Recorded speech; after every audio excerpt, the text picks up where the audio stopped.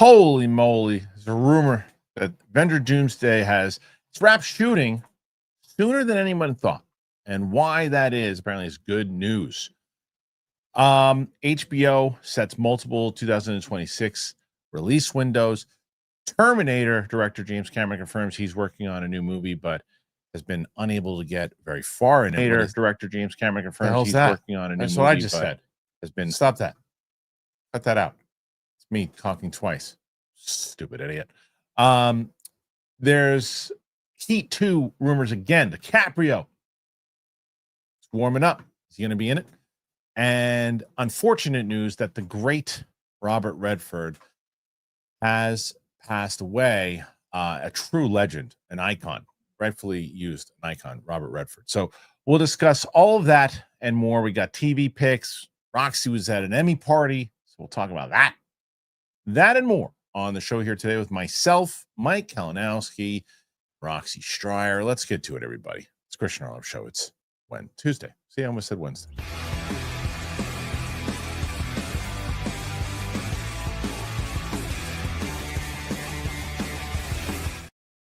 What's up, everybody?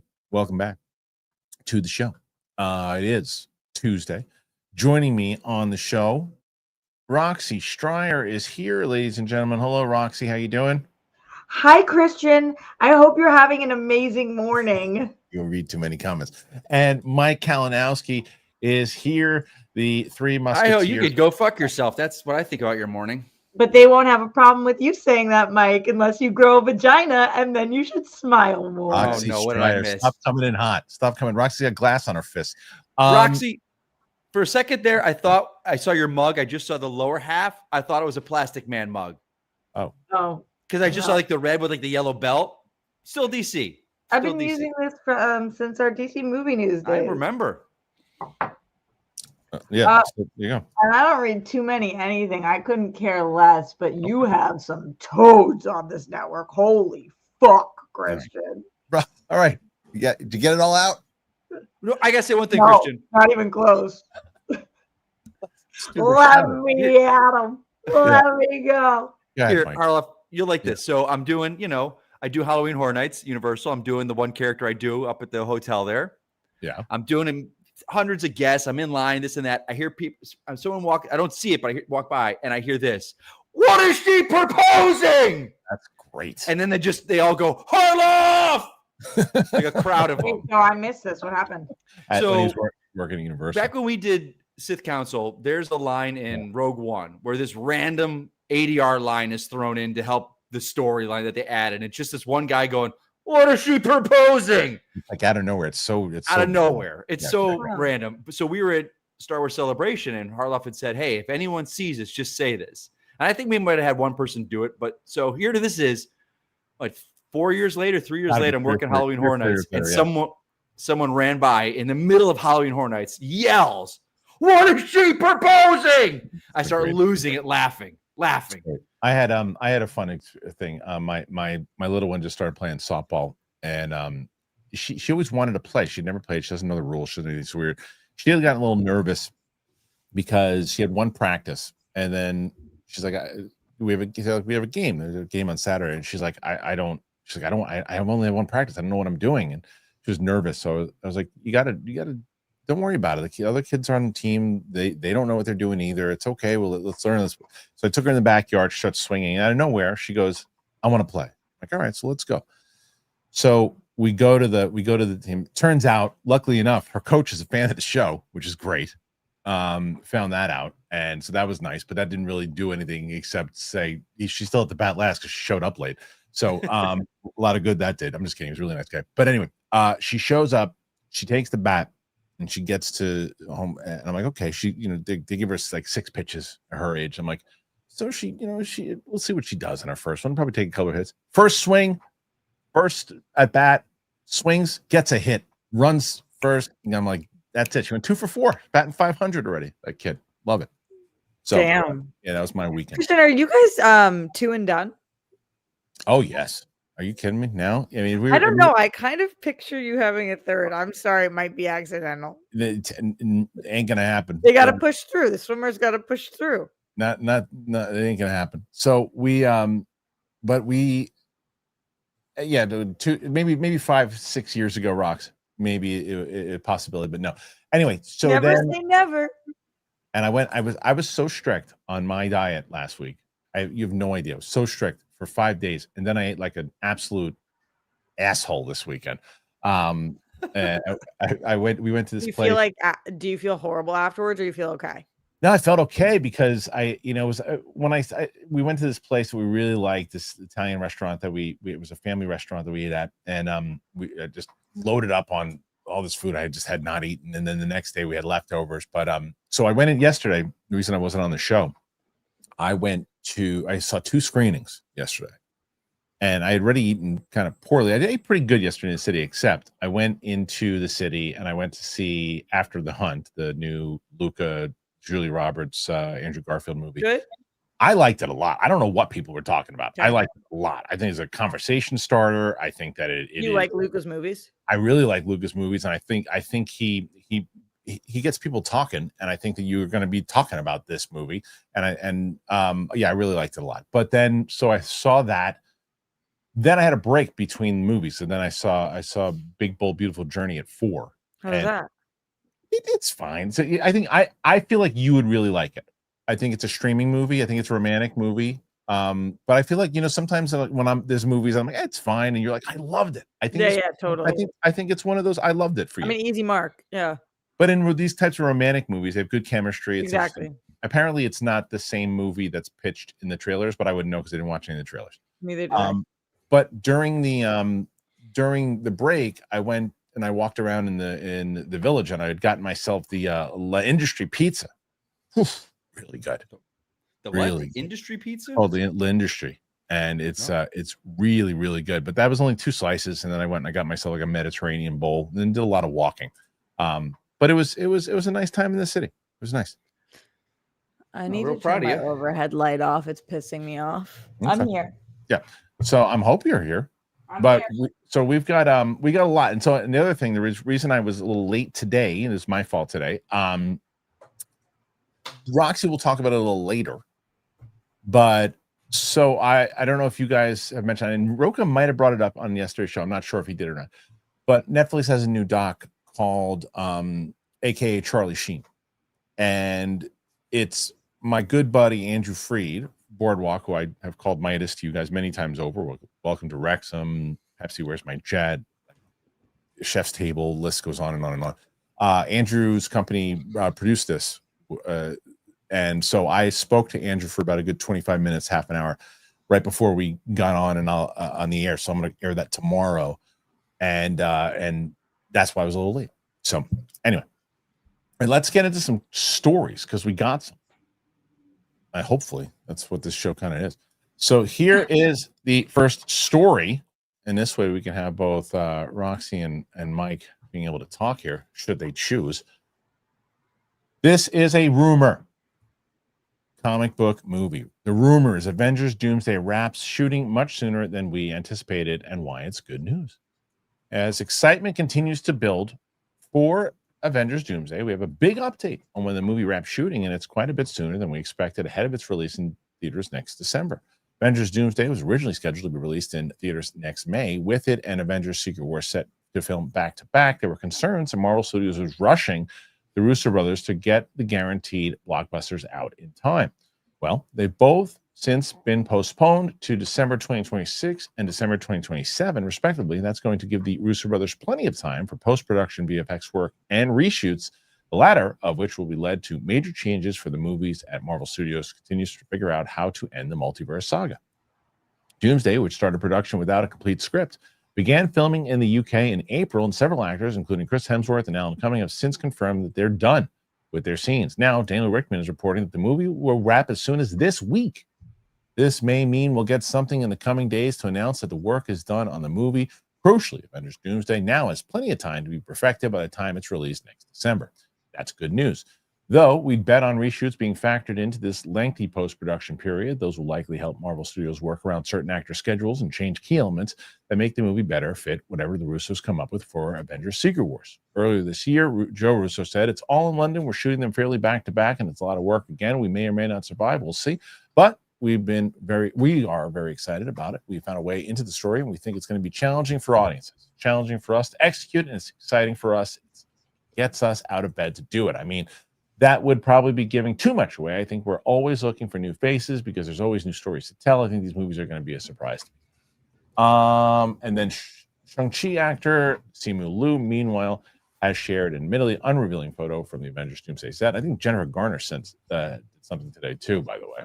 Saw something. Okay. So this is good news, I think. Roxy, right? Because if you're done already, it's pretty much what the article hints. If you're finished and you're wrapped within a week, that gives you so much time to hit that release date. It gives you so much time if you're in the middle of editing and you say, oh, you know what? We need this shot. Our reshoots are set for this. This is what we need to get. Gives you a lot of time and probably gives you some time to breathe. No? I took this the absolute opposite way that you took this. Okay. I haven't been concerned about this movie, but to me, shooting a movie like this without a finished script is like one of the scariest things you could say out loud.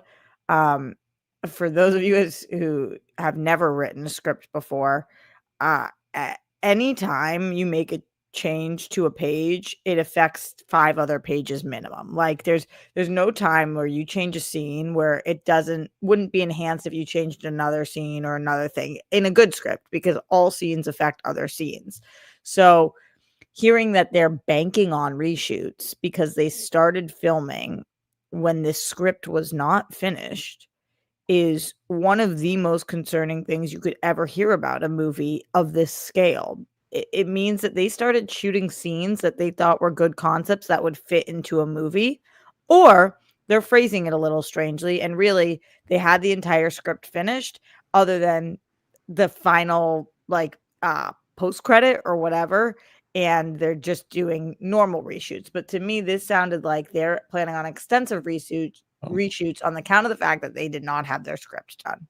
Interesting. I didn't get that out of that, Mike, that they were counting on the shoots, but it actually very well might be right. I didn't get that. I just got that maybe that they're done shooting, and obviously they'll go through the editing process. They'll look, and if they have to film certain things, but there is, maybe Roxy's right. Maybe that this is something where they're like, look, we've shot everything we needed to shoot. We're going to do reshoots anyway. If it has to be a big, huge chunk later on, then that's what it is. But what did you make of this? I'm curious where you stand on it. I don't know. I kind of maybe am in the middle. I think from the beginning, this film has been I'm from the beginning like, well, we're doing Kang. No, can't do him anymore. How do we get Dr. Doom in here? We're bringing Robert Downey Jr. back. Chris Evans, I'm not doing it. I wish I would be a part of the party. Now they're seeing he's all buff at TIFF, festival. He was buff. He was buff for the movie. That's 100%. Of course. But I know they have to say they're not in it, but I just can't stand that stuff. I wish they would just go, guys, I can't answer your question. Right. But anyway, that's nothing. Like I'm with Rox, and the big thing with a movie is when you're writing a scene, if it doesn't affect the next scene and the story, you get it out of there. So in the fact that they're writing it without a finished, the fact that they were writing without a finished script or shooting that to me is like, I can't imagine. You hear all the stories, actors like, well, I didn't know who I was working with. I was in a green room because I had a few days to film. And the fact that we didn't see a single leaked set pick means they're shooting all indoors. So to me, I'm kind of like, that's a good point. I'm like, I love the fact that Spider-Man got ahead of all the press. They showed pictures of him. They did that video because they knew like, oh, we're filming outside. You're going to see this huge thing. And everyone, look how hyped they got for that film. I mean, it's the Russos. They've got my goodwill because I think they've created the 4 best films in the Marvel universe. I think so. I think that's. Yeah. Oh, it's been a long time since they've worked in the Marvel universe. And someone made a good point when I say that. They go, Mike, but they were working that to build the end game. They built the groundwork themselves. They're coming in with the foundation, the rafters, everything that was already built. And they're like, look at this house that doesn't stand. I got to add on to this house and make a, whole complex around it. I'm like, they were just given the pieces and had to put it all together. So I don't know, man. I don't know, man. I think both of you have very, very fair concerns. I think they're very fair. And maybe it's because of what you just said that I am really floating on the side of optimism here, where I'm looking at it as maybe more of a glass half full here, where it's like, okay, they started with a script or an unfinished script, but they knew where they needed to go. Doesn't say treatment was unfinished, said script. So if they're there going, okay, it doesn't say that, but there is a world, and I could be making this scenario up, and I pretty much am, but there's a world where they could have been like, okay, we know where we need to go, but we also we need to start shooting, and we want to be done soon, so we know where we're going with it. Script's not finished, but we know where it's going to go. So, okay, here's our layout. This is what we're going to do while we're shooting and other things. Okay, Joe, Anthony, whoever, I don't remember who's writing it, but it's like, okay, this is what we need to do. Can you get those pages done while we're working on this and shooting this? Here's the part of the synopsis that we need shot. Can you turn those in that we're going to be shooting in 3 weeks from now? It's not like they don't have it done and then it's like, oh, well, what are we shooting? It's like they know what they're shooting. They just not certain things aren't finished yet. It's certainly a possibility in a production like this. That's what I tend to believe.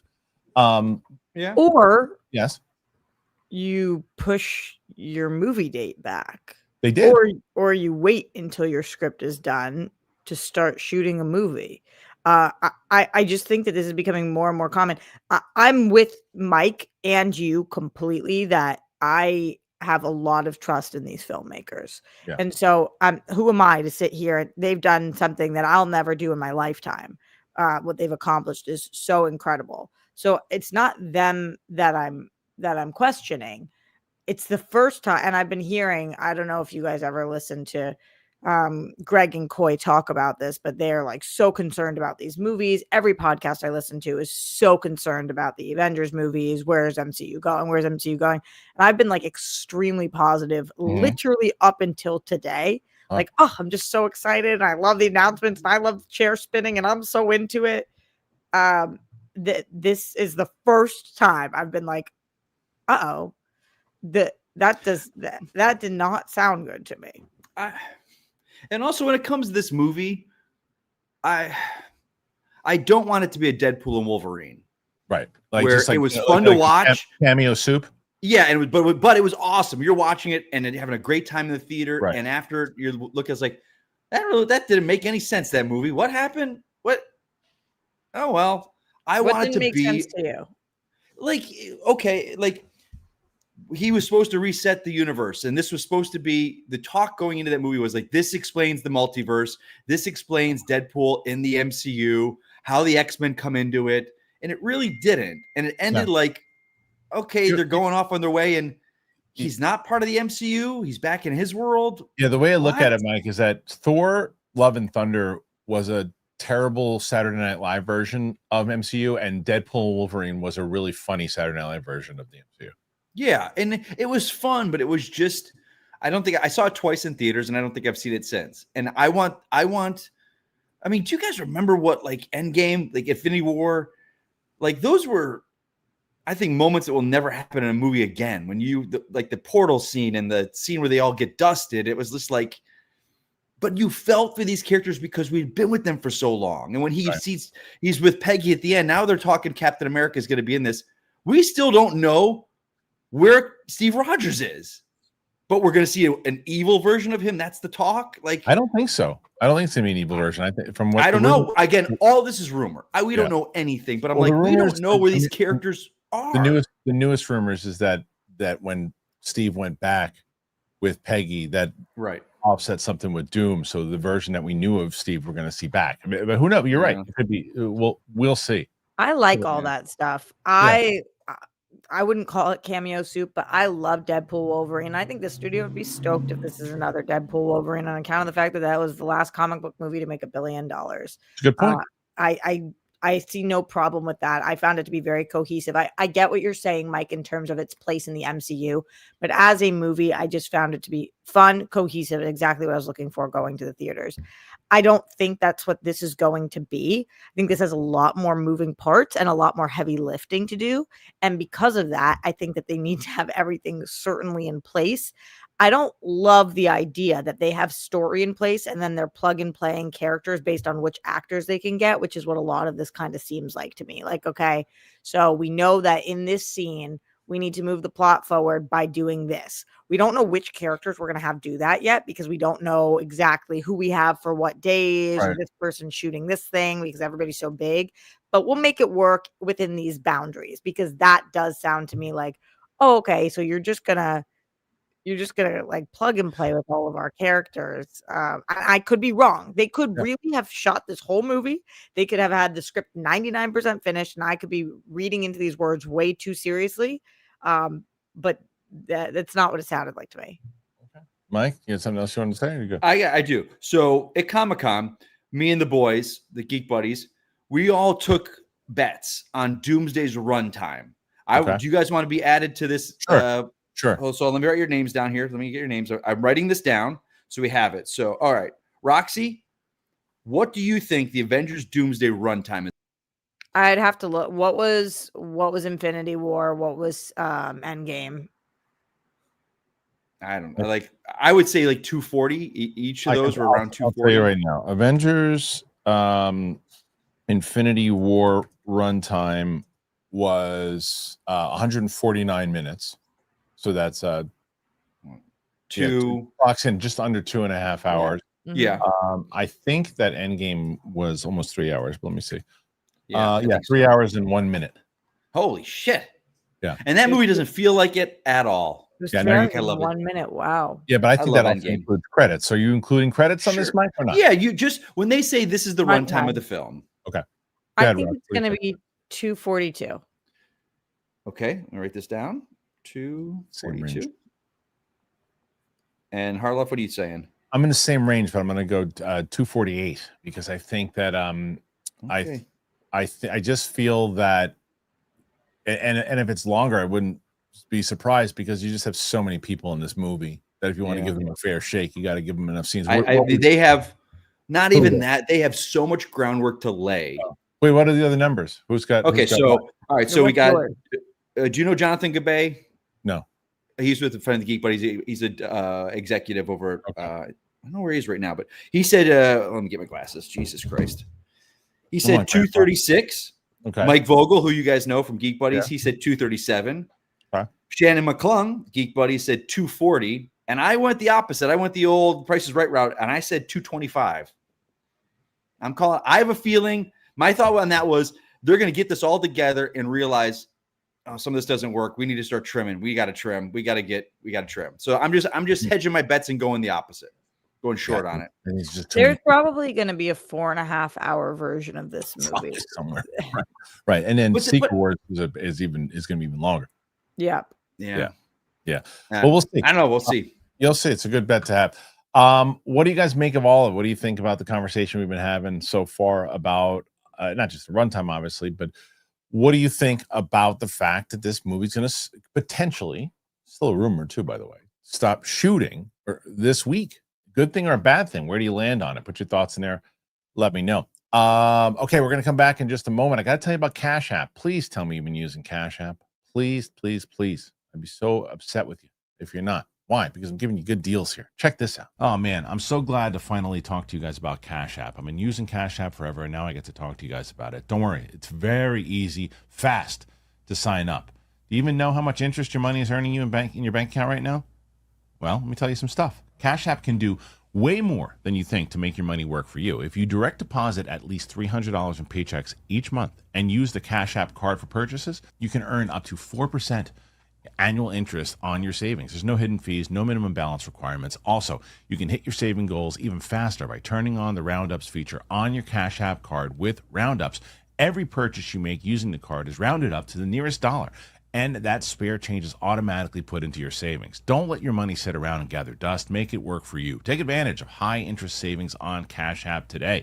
For a limited time only, New Cash App customers can use our exclusive code and earn some additional cash. For real, just download the Cash App, use our exclusive referral code Christian in your profile, send $5 to a friend within 14 days, you're going to get $10 dropped right into your account. Terms apply. That's money. That's Cash App. Cash App is a financial service platform, not a bank. Banking services provided by Cash App's bank partner. Prepaid debit cards issued by Sutton Bank, members FDIC, direct deposit, roundups, overdraft coverage, and discounts provided by Cash App, a Block Inc. brand. Visit cash.app/legal/podcast for full disclosure. Thank you to Cash App. Please go into the link in the description. Roxy, I almost pulled you. It did the, I saw some imbecile in the chat. I saw somebody say something so crazy about you, Christian. There was a Marvel Glazer. What an imbecile. Oh, that's not the part that I was talking about. What an imbecile. And I was like, every single time I say anything about Marvel, I'm a hater and this. And I said, I have confidence in this because the Russos, some Glazer. It's like people just, it's like, I feel like most people's heads are in their assholes looking at their hearts. And they're like, oh, and you're like, oh, I'm supposed to say, I'm supposed to say something stupid right now. And they stick their head out of their assholes for a second and they say something. Christian, yeah, I mean, that's one comment. Yeah. I know that you were like, are you done yet, Roxy? Whatever. And it's your channel. No. But you have to see the way that I get annihilated. Oh, it's true. It's crazy. So silly. And it's where are these comments on the YouTube channel? Yeah, but it's like the thing is, people don't understand. Roxy and I have been doing these shows together for so long that it's like our dynamic is back and forth. We're like we have a brother sister relationship. It's like Roxy's annoyed.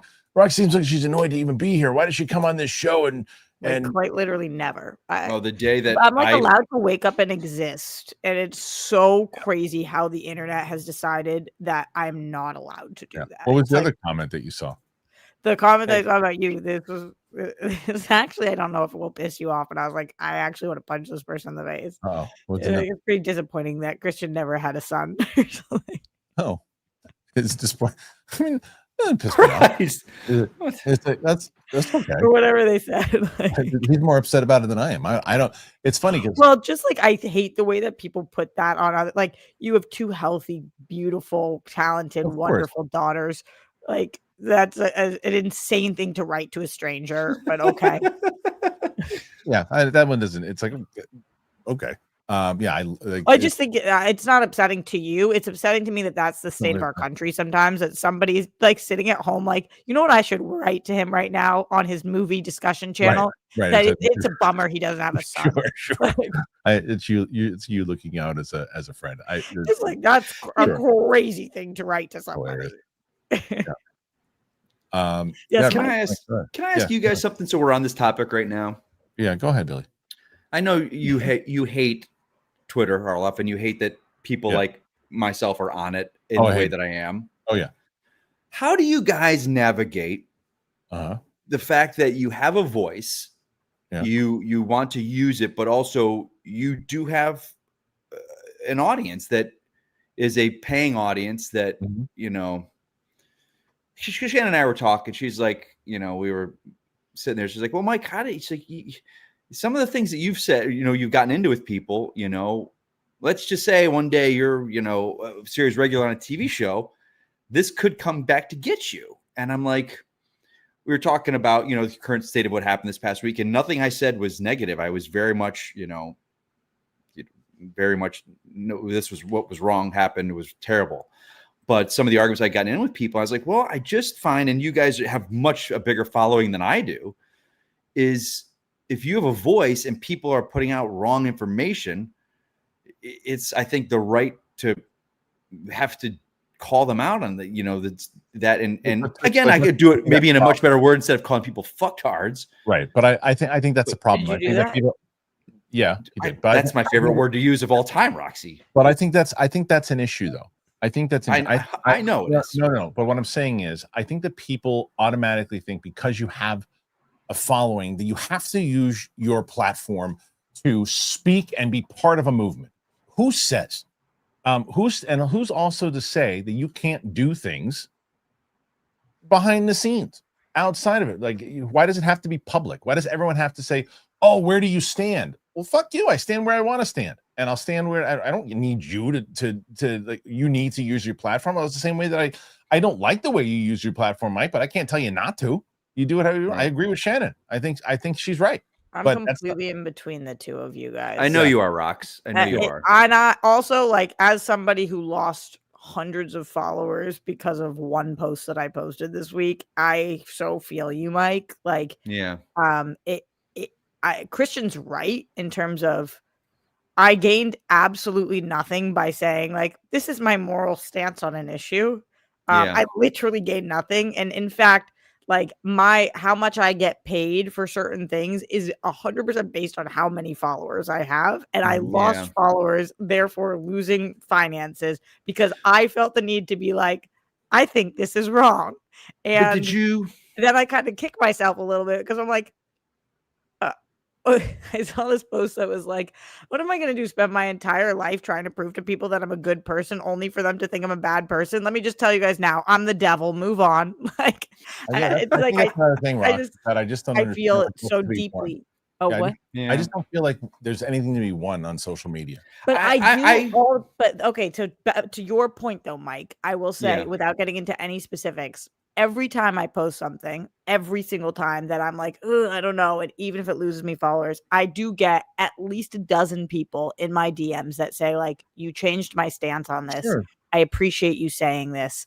I didn't see anybody else who had this. You made me think about this thing. And those are the people that I'm like, that's cool. And it happens to me, and I'm sure it happens to you guys, where you feel like you have one opinion and then you see something and it changes your mind. Of course. If you're an open-minded person, your mind can be changed. So I still do it for that dozen people compared to the hundreds or thousands of people that I lose every time I say something that I think rocks too. But there's a difference. That's what I was saying. I don't tell you, and I didn't say to you that I don't think that you choose to use your platform how you want to use your platform, and I don't, and it's not on anyone to say, you shouldn't use it. If you believe in something and you want to say something, you should. I also don't call anybody fucktards or names. I just say this is what I'm saying. It's like you're saying, that's I wasn't, and Mike knows, because I know Mike well enough. I wasn't singling you out. I was singling Mike out. I don't like the way Mike handles himself on social media. He knows that. But for you believe in something you posted. Look, here's an example, and maybe I'll get in trouble for this. So be it. I've talked to you about this many times when it comes to award ceremonies. If someone is part of a documentary or a television show, something scripted inside of a topic that is relevant to a certain political topic or anything, and they bring that up during the speech, I think that's fair game, and I think that it makes sense, and I think that it's relevant. When someone gets nominated for or wins for best comedy and then makes a political statement right afterwards and does something to say, hey, this, and this, I don't think that's fair to the show. Are you specifically talking about Hannah Einbinder? Yes. And I don't think that was the right time. Now, on the flip side to that, you thought Go Birds was very controversial. Very much so. If she decided to do that on social media, I think screw anybody else to say, oh, you can't do that on social media. That's not why I follow you. Then don't follow her. But an award ceremony where I watch Hacks, it ain't about anything she's talking about. And then she decides to do that right then and there. That's one of the things I can't stand about awards, not just singling her out in general, but when people do that. Now, you've said this consistently for years, and you and I feel differently about this, and I totally see where you're coming from. I just want people to be consistent about it, which you are, because you didn't like that she said that, not because of what she said, but because of just in general. And you talked about when people about veganism, I would have been like, "What are you doing?" And I like when people say what it is that they feel on their I think that they should say what they feel on their platform. So regardless of how I feel about the specifics across the board, I'm just annoyed with people who all of a sudden are like, Hannah should not have said this. And yet if somebody... That wasn't her platform, Rox. That wasn't her platform. No. That's not what I'm saying. Hannah should not have said that. Okay. Let me finish. Hannah should not have said this in her Emmy speech. And yet... XYZ person saying go pro-life, pro-choice, whatever in their Emmy speech, that I'm okay with. And that is so that's annoying. Not me, obviously. Yeah, I'm just saying, I'm only stating the only thing that bothers me is when people lack consistency it's so annoying because you can't be mad at her and not mad at other people. So I have no issue with anybody using that time in that way, and you have an issue with everybody using time in that way. It's just like I said, if the stuff she was talking about was relevant to the show, she won, and then she started talking about it. I was like, well, yeah, that's what the show's about. It's the whole reason why she won the thing, and that she's bringing it up, and that's why that was important to her. That's why that makes sense to me. Like Killers of the Flower Moon, when Lily Gladstone, when she was winning, and what she was saying, so yeah, this is relevant to what's going on in this movie. It's the whole reason. Like, it made sense. But anyway, all right, let's move on. Other things going on, and I wanted to let you guys know yesterday. So Mike, you're going up against the Founding Fathers again. Dan Merle and Rocha were on the show yesterday together. Oh no, what's the number? 57. Oh, come on. Beatable. You guys Founding Fathers, just like in the past, done. Put in a pasture. You guys are at 32. How's Dan? 32. Dan's Come on now. Dan's the best. Okay, before we move on to anything else, we got to bring up the legend. I saw this. I was at the gym today when I saw this. Robert Redford, Golden Boy of Hollywood, dies at 89. The great. I mean, you talk about icon. That's Robert Redford. 89 years old. Butch Cassidy and All the President's Men actor, Oscar-winning director, and come on, man. Oscar-winning director. Come on, it's not loading now. Come on. Robert Redford, Golden Boy of Hollywood, dies at 89. Butch Cassidy, All the President's Men actor, Oscar-winning director, and Sundance founder, was always about breaking rules. Robert Redford, the Hollywood Golden Boy and Sundance film founder, who starred in such movies as Butch Cassidy and the Sundance Kid, The Way We Were, and All the President's Men, and who won an Academy Award for directing Ordinary People, died Tuesday. He was 89. Redford died in his sleep at his home outside of Provo, Utah. His longtime publicist, Cindy Berger, confirmed to The Hollywood Reporter. The actor, producer, director, four-time Academy Award nominee, and honorary Oscar recipient, was one of the few truly iconic screen figures of the past half-century, the avatar of a certain kind of all-American ideal, who nonetheless took a deceptive view of his country in several notable dramas, including Downhill Racer, The Candidate, 3 Days of the Condor, and All President's Men. He brought his good looks, ineffable charm, and romantic appeal to heroes as well as anti-heroes, from one of the outlaws in Sundance Kid to the Nixon-toppling journalist Bob Woodward in All the President's Men to the well-meaning but naive political contender Bill McKay in Candidate. His sheen often contrasted with his jaundiced view of his pictures, particularly in the 70s films that remain among his best. But he could use his appeal to equal and devastating effects in romance, notably opposite Barbra Streisand in The Way We Were. Behind the California Kid surface was a darker and more complicated figure, the very definition of a Hollywood star. He nonetheless saw himself as an outsider and spent much of his time living away from the epicenters of the industry, including the Utah skiing resort that he turned into the Sundance Institute and the Sundance Film Festival. So he goes on to really go over the greatness and everything that he did in general. It's a great article in the Hollywood Reporter. But I mean, I saw this, and Mike, I was in the middle of, it was like towards the end of being at the gym, and I look up and I look at the TV, and I audibly didn't even catch myself until it was too late. I went, oh shit, no! I caught myself, because it's like, this is one of the biggest movie stars of all time. The Natural, one of my favorite movies.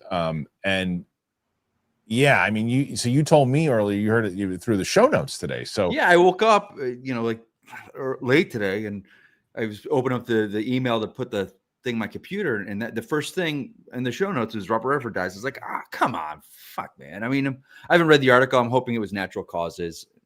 Just went peacefully, because I don't remember the last time I saw him in public or in a movie. But yeah, it sucks, man. So hopefully it was natural and everything was okay. And you guys ever see Spy Game? Him and Brad Pitt? Oh yeah, Brad Pitt. Oh my god, yeah, so good. Such a good movie. I'm gonna watch that tonight. Yeah, but so Roxy, I mean, you're obviously I'm young. You're in the younger generation, but I mean, still, this is someone. I'm a child. Yes, but you're an actress, so you clearly very familiar with Robert Redford.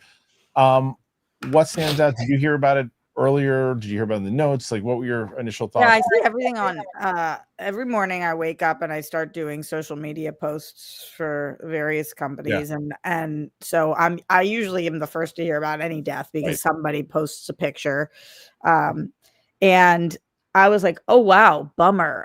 I thought that he was younger than he was even. And when I saw he was 89, it's so weird because I guess I've had such luck with how long some people in my family have lived. I was like, "Oh, I feel like he could have gone longer. Did something happen?" And then I did read, Mike, they didn't say, they just said died in his sleep. So I'm not exactly sure if there's more to it. I'm sure that that will come out. But I thought to myself immediately, like, wow, he was brilliant. And then I thought to myself, I actually haven't seen the majority of his stuff. Wow. And I started looking up and I was like, what is my favorite Redford thing? Because obviously had to make it all about me. What do I love? And I was like, huh. And the movie that I've seen the most of his is The Horse Whisperer. Did you guys watch that? No, I've never seen that. I didn't. Yeah, no, I know it, but no. As a kid, I would watch that. I don't know why. I had like an absolute fascination with that movie. I remember it being, it's a Western, more modern coming of age, like, and it was very sad. And I loved that movie. And then I was like, wow, I'm sure on the show today, it will come up that I haven't seen Ordinary People. I have not seen Quiz Show. I have not seen a lot of his performances, like The Natural, never saw it. I have not seen All the President's Men. I've missed a lot of his like very, very famous stuff. So I am excited to go back and honor him and watch it. The thing that I think of him most for is Sundance. And that's kind of like an unbelievable legacy to leave behind on top of all of his amazing work. So yeah, he was just I mean, he really was like the definition of like a movie star, but coupled with just really like he's like that old school movie star. Like, it's a combination now, right? When we talk about movie star, we talk about like there's movie star and then there's actor. In his golden era, like movie star was kind of both. Do you think of him as a movie star more than you think of him as a filmmaker? Yes. Oh, 100%. Yeah. He was that's why Spy Game, when Mike brought up Spy Game, he was essentially Brad Pitt.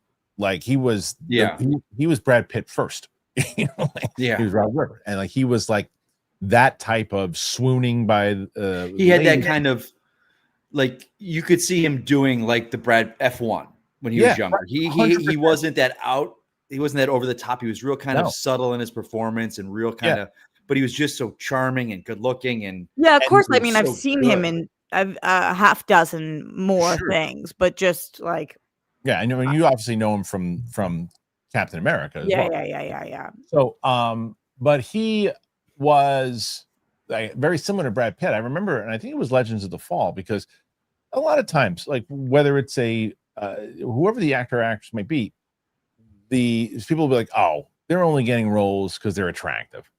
And okay, sure, all the ladies love Brad Pitt. And then I saw Legends of the Fall. I'm like, hey, this guy's cool. I get it. I'm on board.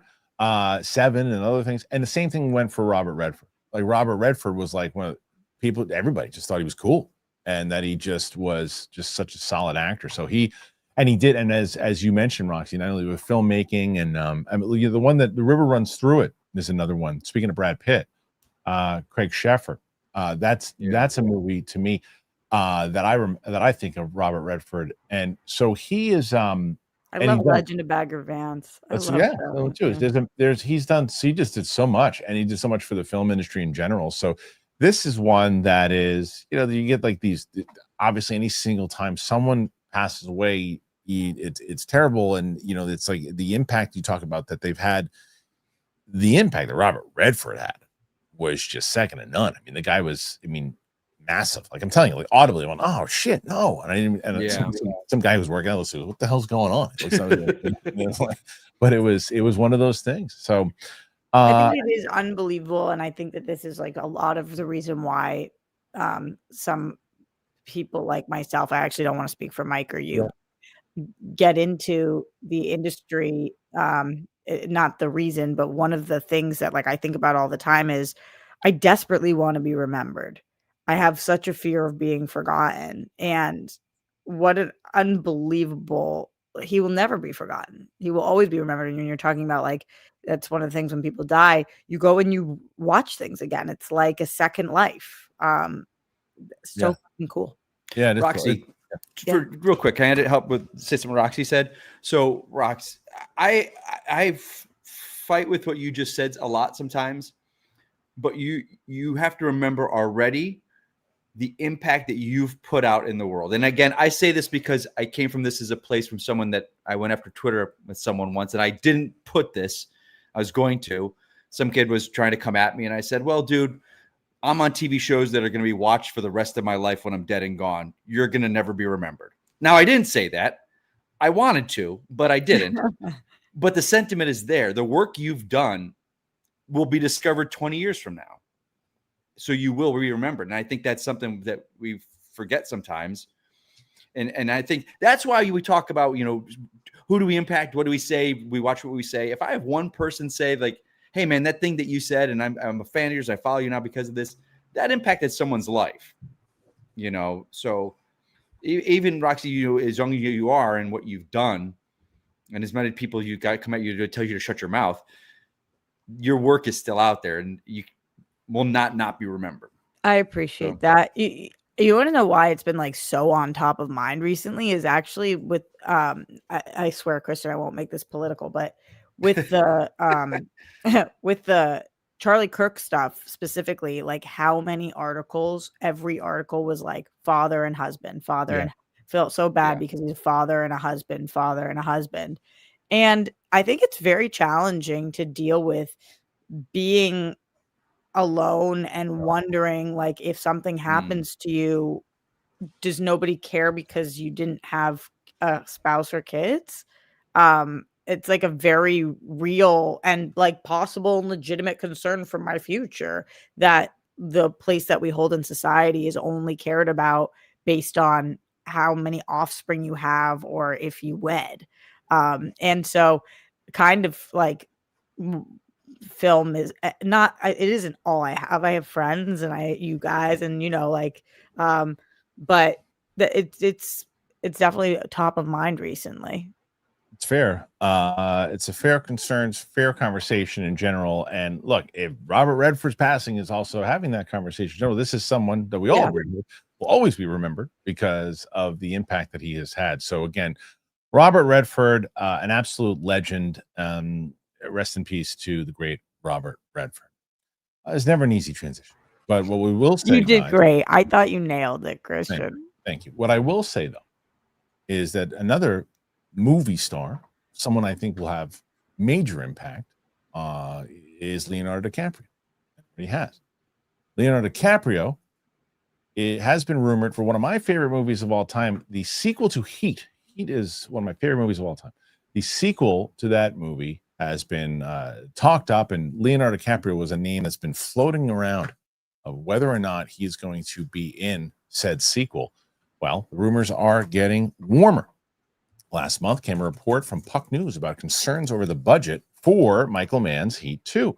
It suggested that the script had been submitted to Apple for consideration to potentially partner with Warner Brothers Pictures on the project. Additionally, the outlet cited that Leonardo DiCaprio's name had been entered on the casting mix for the film alongside previously rumored names like Adam Driver and Austin Butler. Now, World of Real has an update on that report, saying, according to their sources, weeks of negotiations has led to Leonardo DiCaprio being set to star in the film, one of two projects he'll film next year alongside Martin Scorsese's Hawaiian set crime drama. The trades or studio have not confirmed this at this time, though. If they have managed to snag DiCaprio, that immediately makes the film even more of an event, especially as the report adds that a few major casting surprises await, with the overall cast being an all-timer. 82-year-old Mann is now laying the groundwork for the film, a prequel-sequel hybrid that follows the early days of Neil McCauley and Vincent Hanna, who's Al Pacino in the original, while also following Hanna's hunt for Chris shirtless Val Kilmer in the aftermath of the original film's climax. Reports are that Mann is also intending to shoot this on film. It's the first time he's done so since The Insider. Okay, so I forget. I assume that both of you have seen Heat. Love. Okay, come on now. Okay. Just wondering. Sometimes you never know. In all fairness to you, I didn't see it until about 5 years ago. So maybe no longer because I went with Ben. So it must have been like 7 years ago. I went at that big Michael Mann was speaking in Westwood. And I got to see it on the big screen for the first time and then hear him talk about it. I was like, how have I missed this movie my whole life? It's so good. It's so funny because I just watched it with Sadie this year and I've been trying to get her to watch it forever. And I had to like do a trick in order to get her to do it. I just started But did she love it when she finally did? Yes. She goes, that's a great movie. I was like, yeah, I've been trying to tell you that.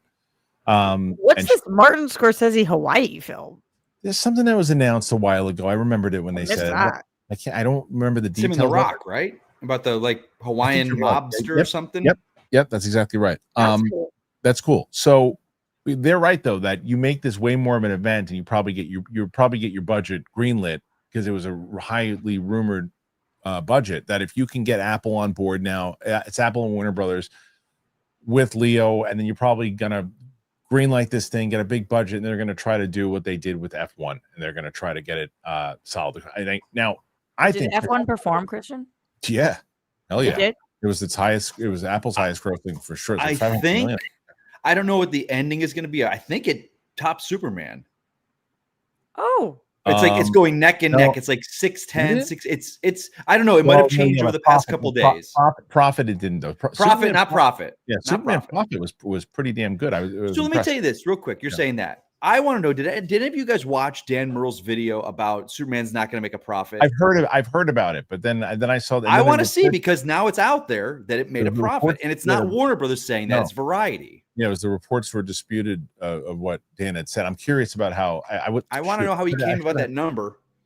Maybe they discussed it on. Maybe someone asked them that question. I didn't get a chance to watch the whole show from yesterday, so I'm not sure if they discussed it at all. Maybe the audience can tell us if anybody asked him about that. But that's been something that's been brought up here a lot. But Leo in this movie, to me, is he playing Neil Macaulay?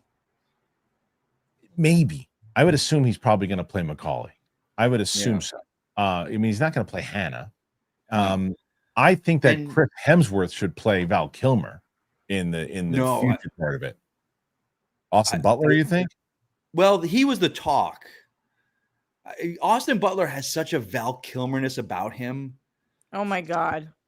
It's just, I don't know. I don't know if that's too on the nose. So you think Hemsworth should play? Now, did you guys read Heat 2, the book? I'm so mad, Mike. I have that book somewhere and I can't for the life of me find it. If you can't find it, I'll mail you my copy of it. Mail it to me because I want to read it. I think it would be cheaper for you to just get him one from Amazon. Probably.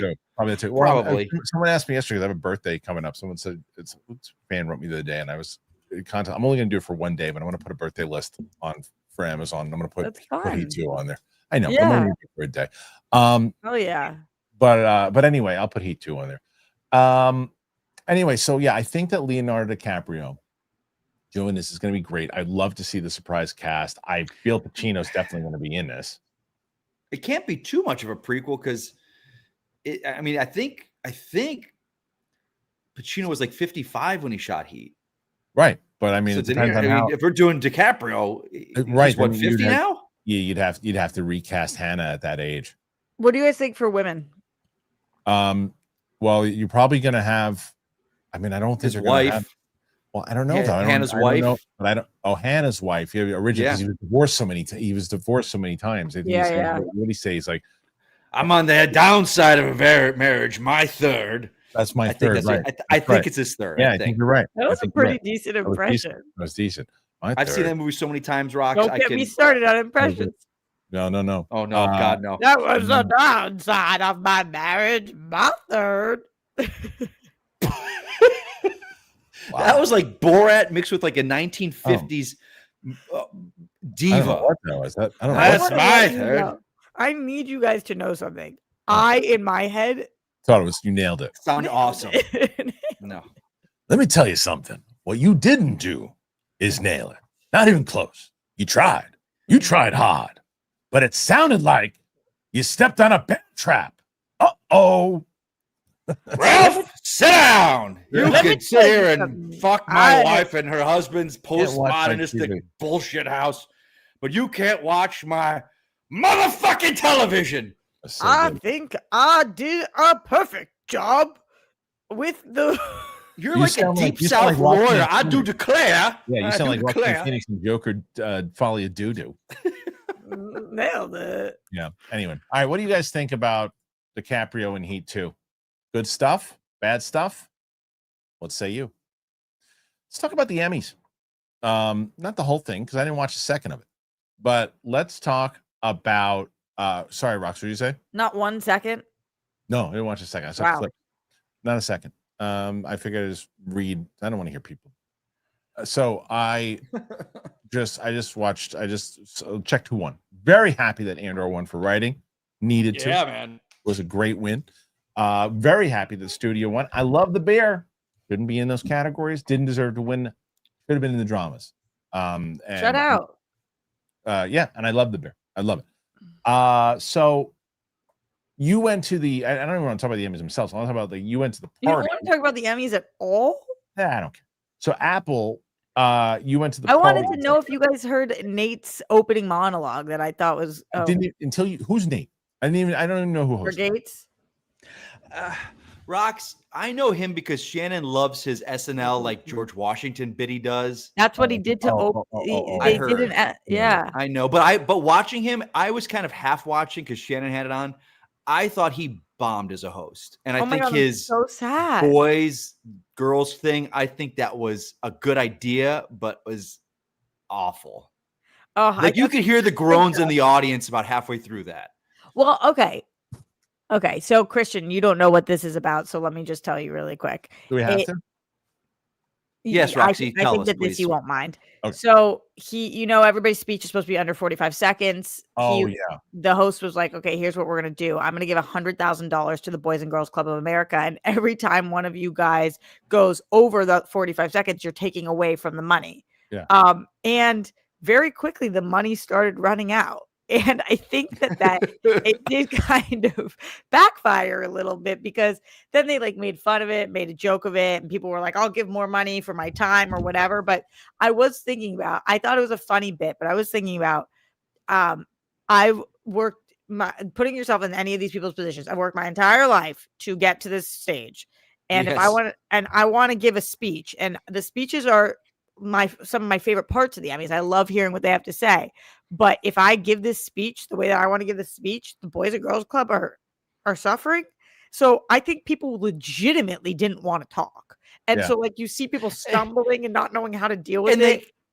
They cut to the Boys Girls Club, keep people in the audience. They were there. They're like, please, no more talking. We need the money. It was terrible. JB Smoove was doing a weird job with that too, because at first he was like, make sure you keep your speeches short. Don't give money or long. You don't want to pay them or whatever. And I was like, what's happening here? Yeah. But like you said, you just said something that I'm completely on opposite side. You're like, my favorite thing is some of the speeches. My least favorite thing. I know. I just love when people work, no matter what the award, whether it's the ESPYs, whatever. I love when you work your entire life for something and you get it. I love watching people get the thing that they work for. When it's an actual speech that comes from the heart, that is motivational. Did you hear Kristen Miliotti's? I heard it. No one's.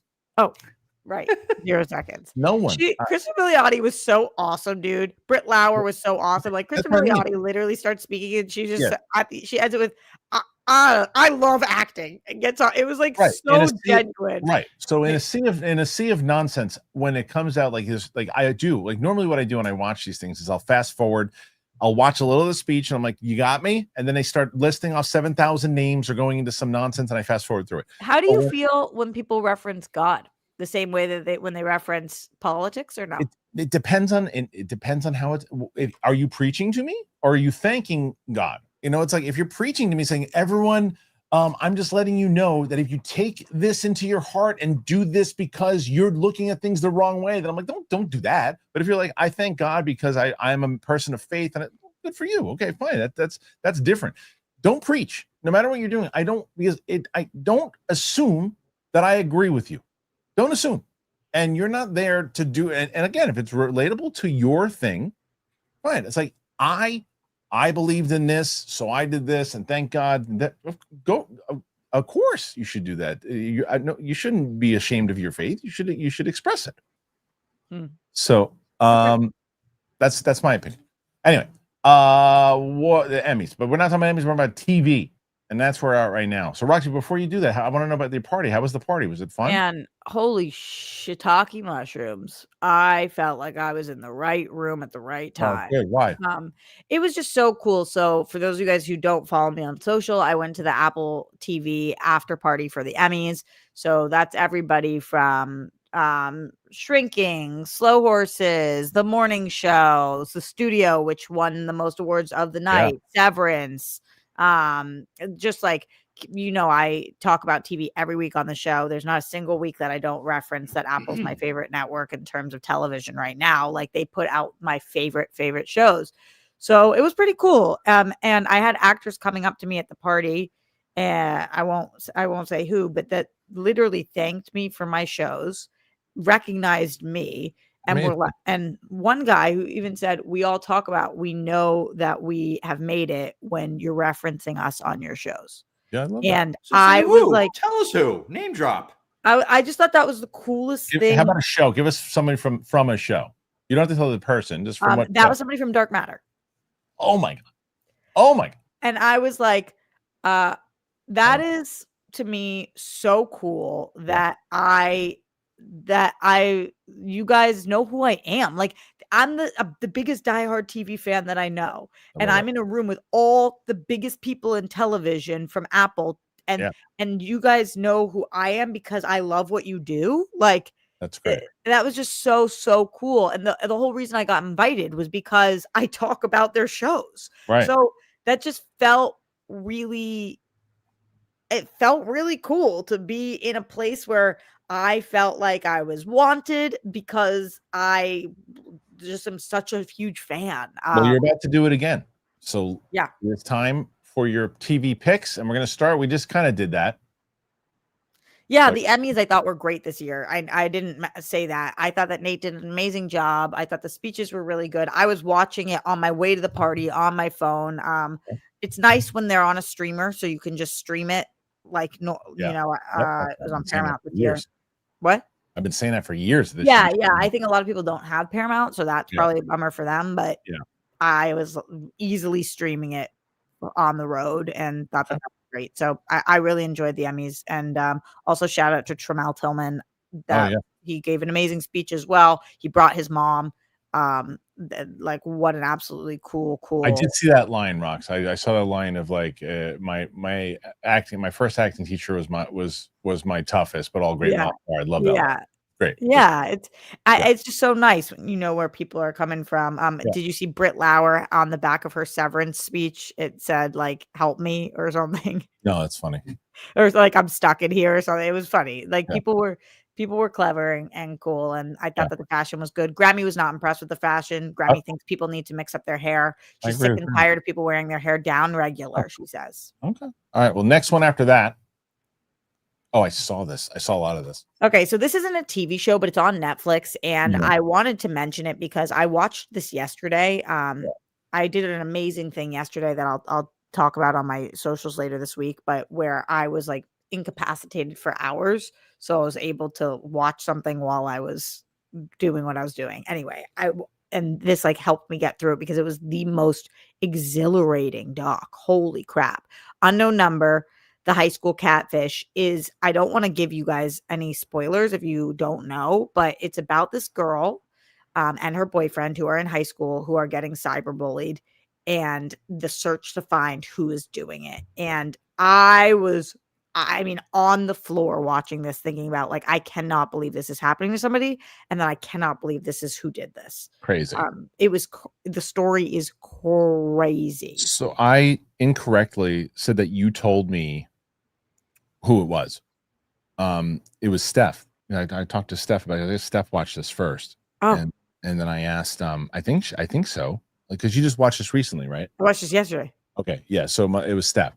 And she told me who did it. And I was just like, why? And she was like, because that person is an absolute psychopath. And after watching it, yes, person's an absolute psychopath. So you watched it?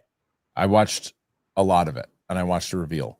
It's so scary that somebody like that exists. It's crazy.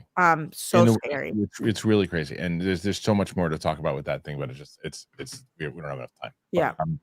All right. After that, I told you that this would be on my list every week. Peacemaker. Yep. Which episode is out this week? I know you're I think 4 just passed.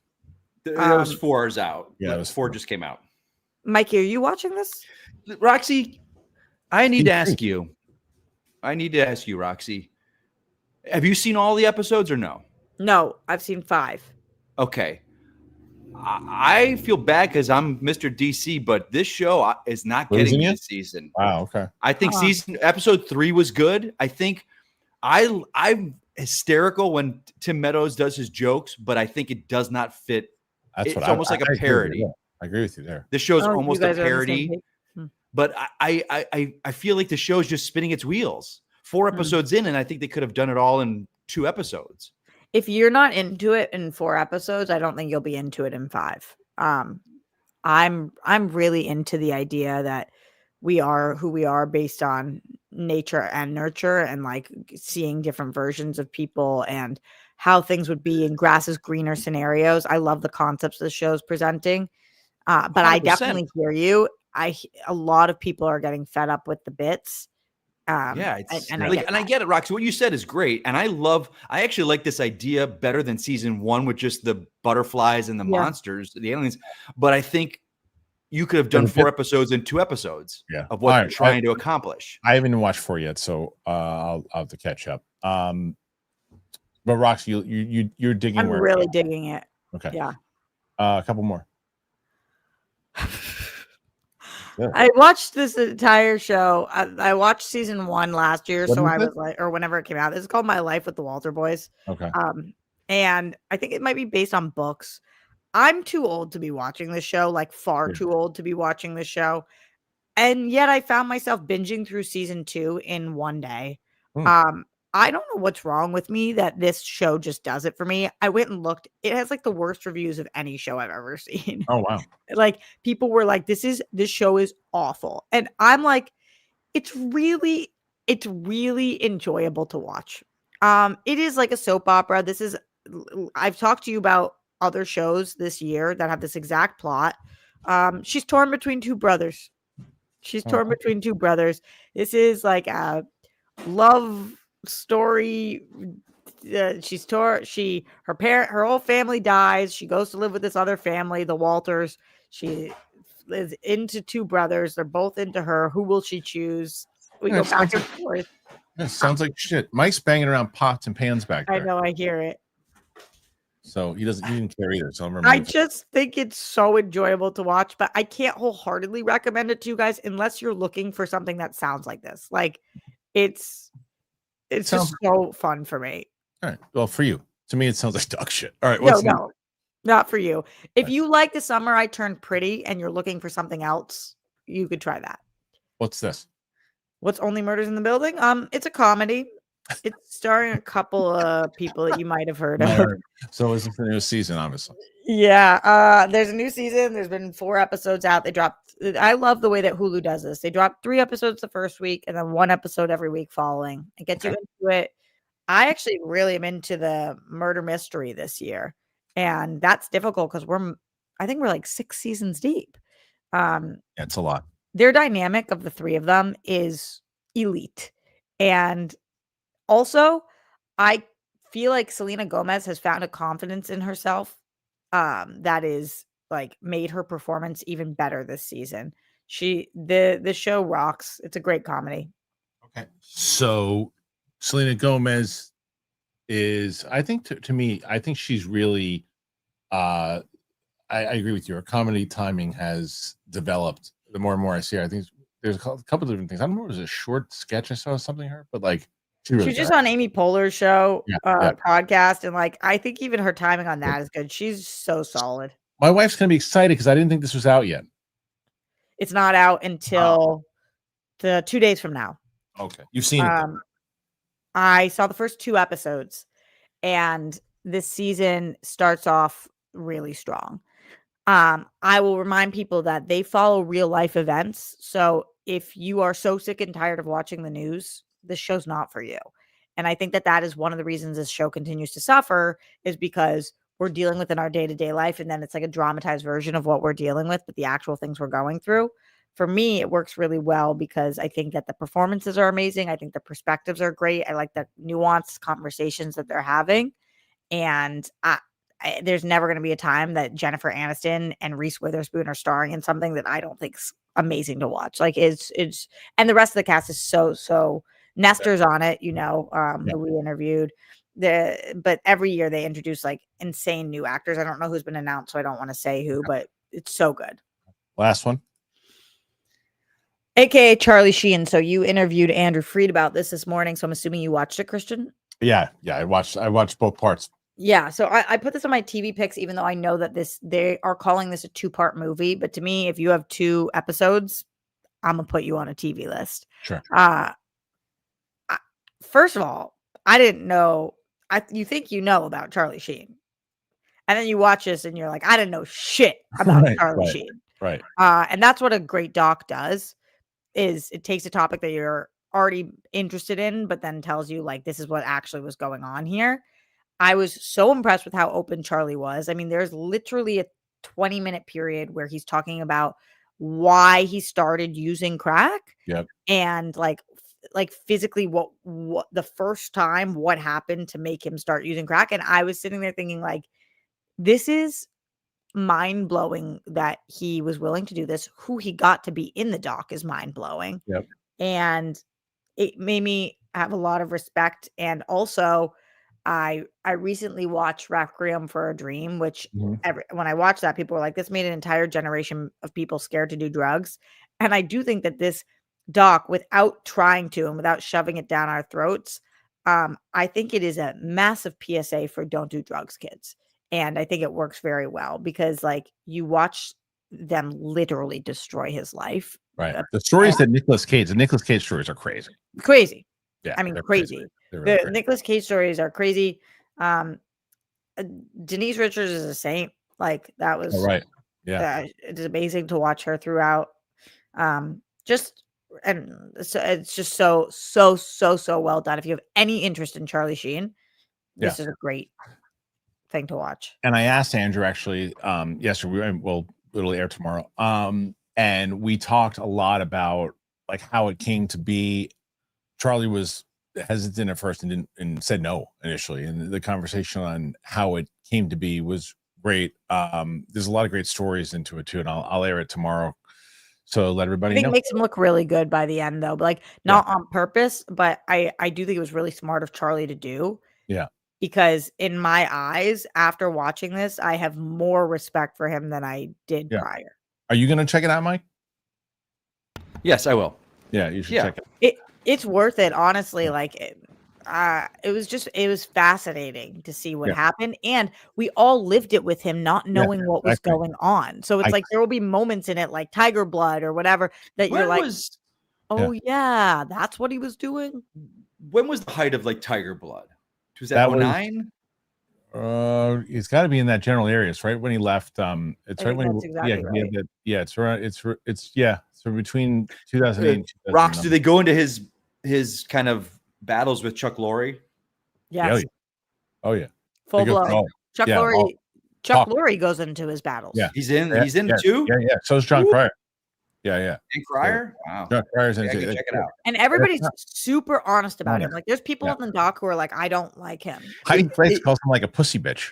Yeah. It's interesting to watch, like, because Harloff, in the 80s, Charlie Sheen was he was the guy.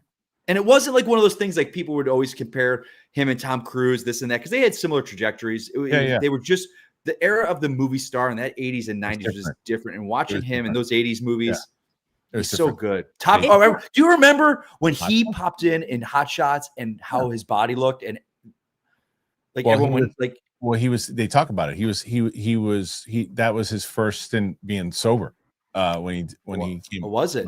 Yeah, when he came in, I'm telling you, it's fascinating. And then they talk about him in Ferris Bueller. They talk about his HIV diagnosis. They talk about him sleeping with men. They talk about his him getting sober and then not getting sober. They talk about his 2 marriages. They talk about his 4 children, which a lot of people don't know that he has. They talk about where he's at now. Right. They talk about specific interviews that we all watched where he was like, I'm not on drugs. Like they talk about his stand-up, not stand-up, his tour. Like they go into everything, and he answers every question. Like I would be shocked that there was anything left on the cutting room floor, because there is. Wow. And I talked to Andrew. There's a lot more, but like they had it turn into this. We talk about it on the show tomorrow too. There's a whole thing with like Chris Penn that wasn't included in it, where it's all those movies that are made with a lot of Chris Penn. So anyway, a lot more tomorrow. Thank you, Roxy, for the great TV picks. A lot more tomorrow on that Charlie Sheen doc. Make sure you check out. I'm going to have Andrew Freed on tomorrow to discuss it. It's a really great conversation. So hopefully you join us for it. Okay, let's get to it. Moment of truth, guys. You got to beat Dan and Roca at 58, actually.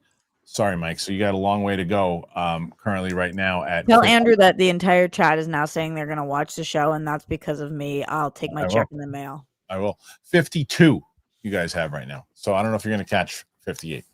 All right. Let's start with the first. Yes, they talk about Corey Haim. Yeah. Mr. CJ. Mike was listening to License to Kill by Gladys Knight as a Bond fan. What's your top 5 favorite Bond themes? I got to do this right now. Why don't you think about it? I'll think about it. Or buy my book, because I listed in there. No, it I'll is come up with it. Difficult when not trying to not have you guys ask questions. I'm obsessed with your guys' questions, but it is so difficult when you guys ask us for a top 5. It's tough. I mean, on the spot. Sometimes you can try to do it, but it's take me off camera for a second, Harloff. Take me off. Gladly. So let's try this. Perfect. All right, let's see. Next one here is Mr. Sheehy Roxinator. Glad you're feeling a bit better. You have a lot of horror franchises in the books with the Shejecks. What are your top 3? There you go. Another one. Do you have a top 3? Definitely, I know that my favorite is the Chucky franchise. I am so obsessed with do people call that Chucky franchise or Child's Play franchise? I think Chucky franchise is fair. Franchise. Yeah. That's my number 1. Okay. And then after that, I'm not sure. I really loved Evil Dead, and I loved the Purge franchise. That's like my gut instinct right now. It's good ones. Okay. Hey, Miss Shane Christian. Guess what's on Prime? Broken Arrow. That's a good one. Travolta is back as the 90s villain. Who on your team hasn't seen that? I just don't know if that one will pull, but Broken Arrow is a good one. I'm sure there's tons. I'm sure Steph hasn't seen it. I'm sure Winston hasn't seen it. I've never even heard of what that is. It's Christian Slater and John Travolta. It's a classic 90s movie. Huh. Christian, I think you gain, this is from Jake, and outstanding viewership if you watch Demon Slayer. The amount of views you'd pull in would be crazy. Well, I'm going to put that to the test, Jake, because Winston and I are recording them on Thursday, I believe. We're gonna do the first 4 episodes. I'm gonna put them out there, and I'm gonna see if they do well, and see if I like them. If they do well, then we'll keep watching them. If they eat it, we'll move on to the next thing, and maybe I'll just watch it on my own. Mike Joyce. Best Redford movie is Ordinary People. You see it? Yeah, a long time ago, but it's a good one. Roxy's never seen it. Yeah. Nathan Drake, Butch Cassidy, or The Sting could be good reactions. Those are not bad to do, to honor the great Robert Redford. I think is he back? No, he's not back yet. Perfect. The problem is like what people don't even understand, and you understand better than anybody, is it's almost like you had to have that in the can waiting to upload in order for those to perform at all. Right, exactly. If you dropped it today, it would perform. Right. But in like 2-3 weeks from now, probably we'll lose money on it. Yep. Yeah, that's why. Am I here? So example, Roxy. So after The Hunt is coming out, and then we're assuming I saw from the performance that I saw, I think she's going to get nominated. But and it's also the 40-year anniversary of Pretty Woman. Or 35-year rather. So Sadie and I are going to watch that and then post it around the same time. Will it do anything? We don't know. Fun. Yeah. Did you do your list, Mike? Yes. Okay. So back to my friend asked you a question. I just happen to have this handy book here. Oh yeah. That at the back. I have one on my counter, which says the dossier, and it lists all my rankings of all like film actors, this, and this. So if you want to know the rest, you can pick up the book. So top 5 songs for me. We've got number 1, For Your Eyes Only by Sheena Easton in For Your Eyes Only. 2, Goldeneye by Tina Turner in Goldeneye. 3, Skyfall by Adele in Skyfall. Like that 4, Live and Let Die by Paul McCartney in Live and Let Die. And number 5, Nobody Does It Better by Carly Simon in The Spy Who Loved Me. Well done, Jim. Appreciate it with that, Joe. All right, let's see. Aaron Ambrose. I'll be watching if you do the first 2 or 3 episodes of Demon Slayer. Okay. The dub is really good for this show. Maybe the first 2 of Attack Titan as well at some point, both on Crunchyroll. Every time I hear Crunchyroll, I get so hungry. Roxy, did I tell you I'm going to be in LA at the end of the year? No, when? Why don't you tell me? Why don't you don't care that I'm not going to? No. December, I'll be there, Roxy. And then I was thinking maybe me and you can go to that sushi place we finally talked about. That'd be amazing, but I come home. Oh, when are you back? Well, I'll be there for the Critics' Choice Awards this year. when is that? When are they? Beginning of January. Are you coming with the whole fam? Yeah. Nice. Mr. CJ. I'll be back for January for sure. Okay. Hail Hydra. There you go. Okay. Kenneth Colton. There's so much to say about the legendary Rob Redford. You're gonna just Hail Hydra. Well, yeah, because I don't acknowledge that. There's so much to say about the legendary Robert Redford. Speaking of Hydra, this man was not only one of the best, he was also much more Godspeed. He really was. He really was. Absolutely icon. Nathan Drake. You think Colin Farrell should have won the Emmy? I do. Who did he lose against? Who won? The kid from the Owen. I'm blanking on what his last name is. Oh no. Sorry, Stephen Graham is who beat him out, I think. Right? Who's that? Stephen Graham. From Adolescence. He gave like such an unbelievable performance. I felt going in. I predicted almost every single Emmy, by the way. I did on my channel the night before, and I nailed it. Oh, did you? Stephen Graham did an amazing job. He couldn't have given a better performance.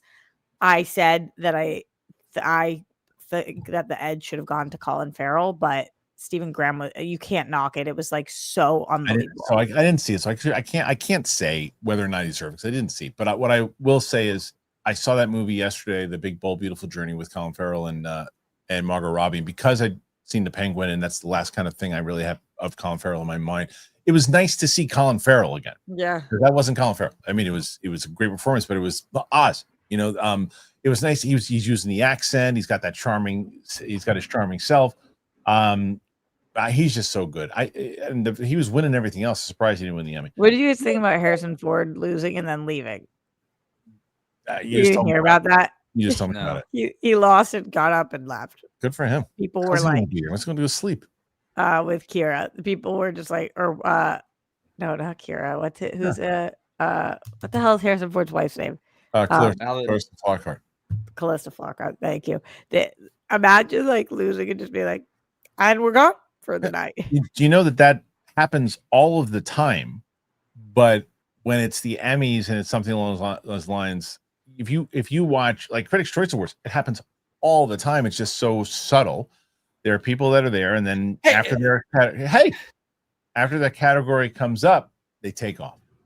Go ahead, Mike. So why did you get mad at me when I lost in the Shimoda and I left? I was out. I was done. That's a lot. Like that's in the middle of a line. Harrison Ford was not part of the show. No, and he wasn't. Yeah, right. It was in the middle of a line read, and there was a. You should apologize, not to me. You should apologize to Chance, not me.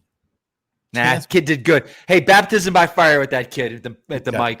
Do you guys ever have like memory blocks about things? I remember Chance not liking me in real life, but I don't know if that's real or not. Did that happen? No, that's 100% made up. Oh, that's made up. Good. Yeah, that's made up. We never got into it. No, there was no one in the Schmodown he didn't like. Oh, he just played the part. He played the part. Hail Hydra, thank you. We did that already. We did that one already.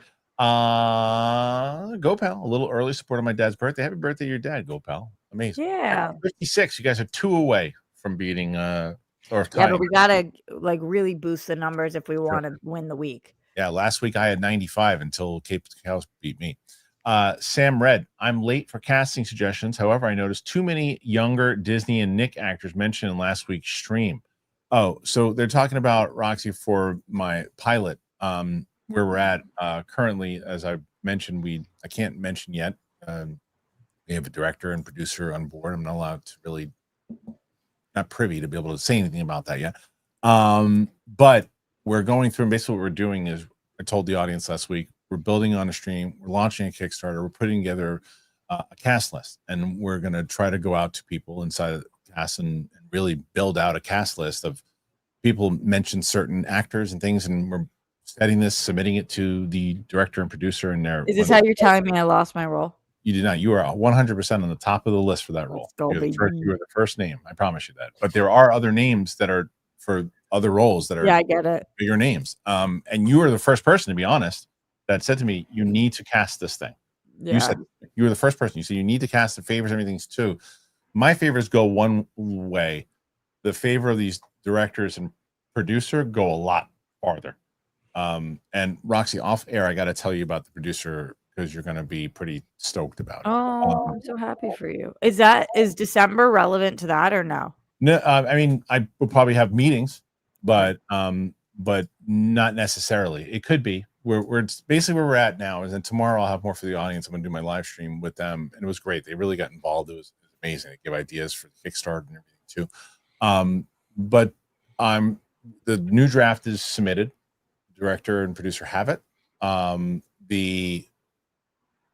The cast list is now going back and forth with myself and Martini, getting that over to them. And then we're going to have our meeting. And then the goal is to then announce the Kickstarter and the director and producer, obviously. Have you given people a number yet? No. That's why we have to do this, because we're doing the script. They're going to break it down, kind of line produce it and go through, because we've cut it down. It was longer. It's now like, that I can say, the opening scene of the comedy club. I can tell you that that's gone now. That's going to be a separate episode. There's more to it in general. What are you opening with? I'll tell you off. Okay. There. I'm gonna, once we hit a Kickstarter, I'm gonna have a whole synopsis for the audience to be able to read, so they can do it. But we're getting. I mean, I am actually pretty. I will say humbled in the fact that the responses that we've been getting from certain names that I'm hearing about. I'm pretty blown away by it. I mean, I have confidence in it. Obviously, I told you how much I like it. But like I'm really been taken aback with the responses we're getting from it. Thank you, Go Pal. That's awesome. Late for casting just said, yeah. There's a lot of, well, the Disney and Nick actors are specifically for the daughter that were announced. But there's a name that I have also that I'm very hopeful for. Sam Red, Maisie Stella has already established herself on TV with Nashville, holds her own with Aubrey Plaza in My Old Ass. She was good in that, and is currently dating Bella Ramsey. Oh, interesting. Didn't know that. She was good in My Old Ass. She was really good in that.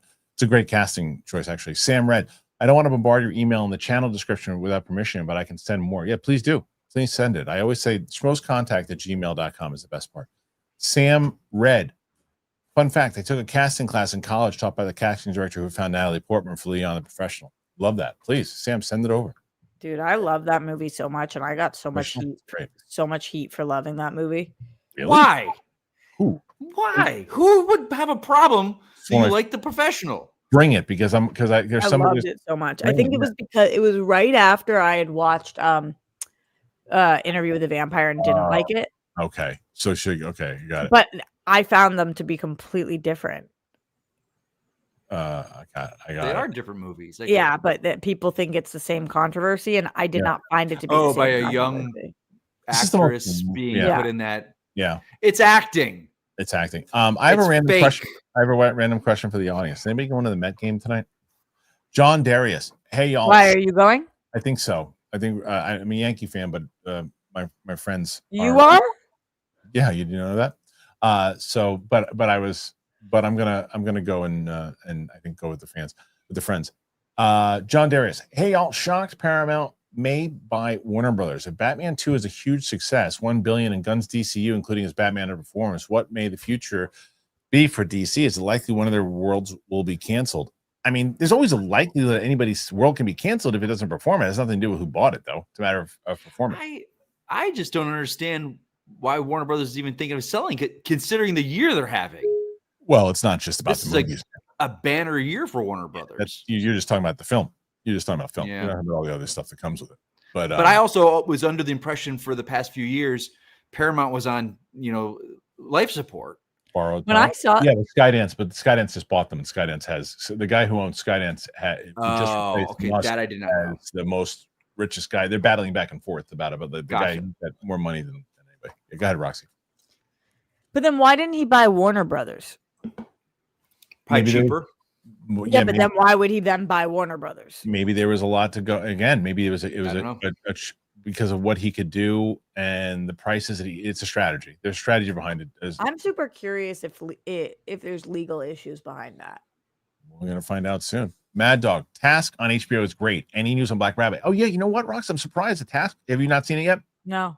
Okay, so I watched episode 1.5 because we just got so tired yesterday. We saw it had nothing to do with the show. Show's great. Really? Really good. Yes. So I started Alien Earth, so I'm trying to binge that that's taking my time. Task is great. Same producers of Mayor of Eastwick.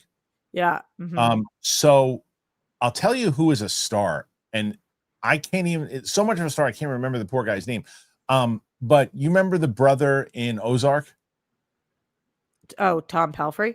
Yes, I love Tom Pelphrey. I'm obsessed with Tom Pelphrey. It's him and Ruffalo, the two stars of the show. Yeah, Tom is a true, incredible, transformative actor. He's like insane. He's incredible. He's incredible. He is one of the best actors that not enough people talk about today. He's so good.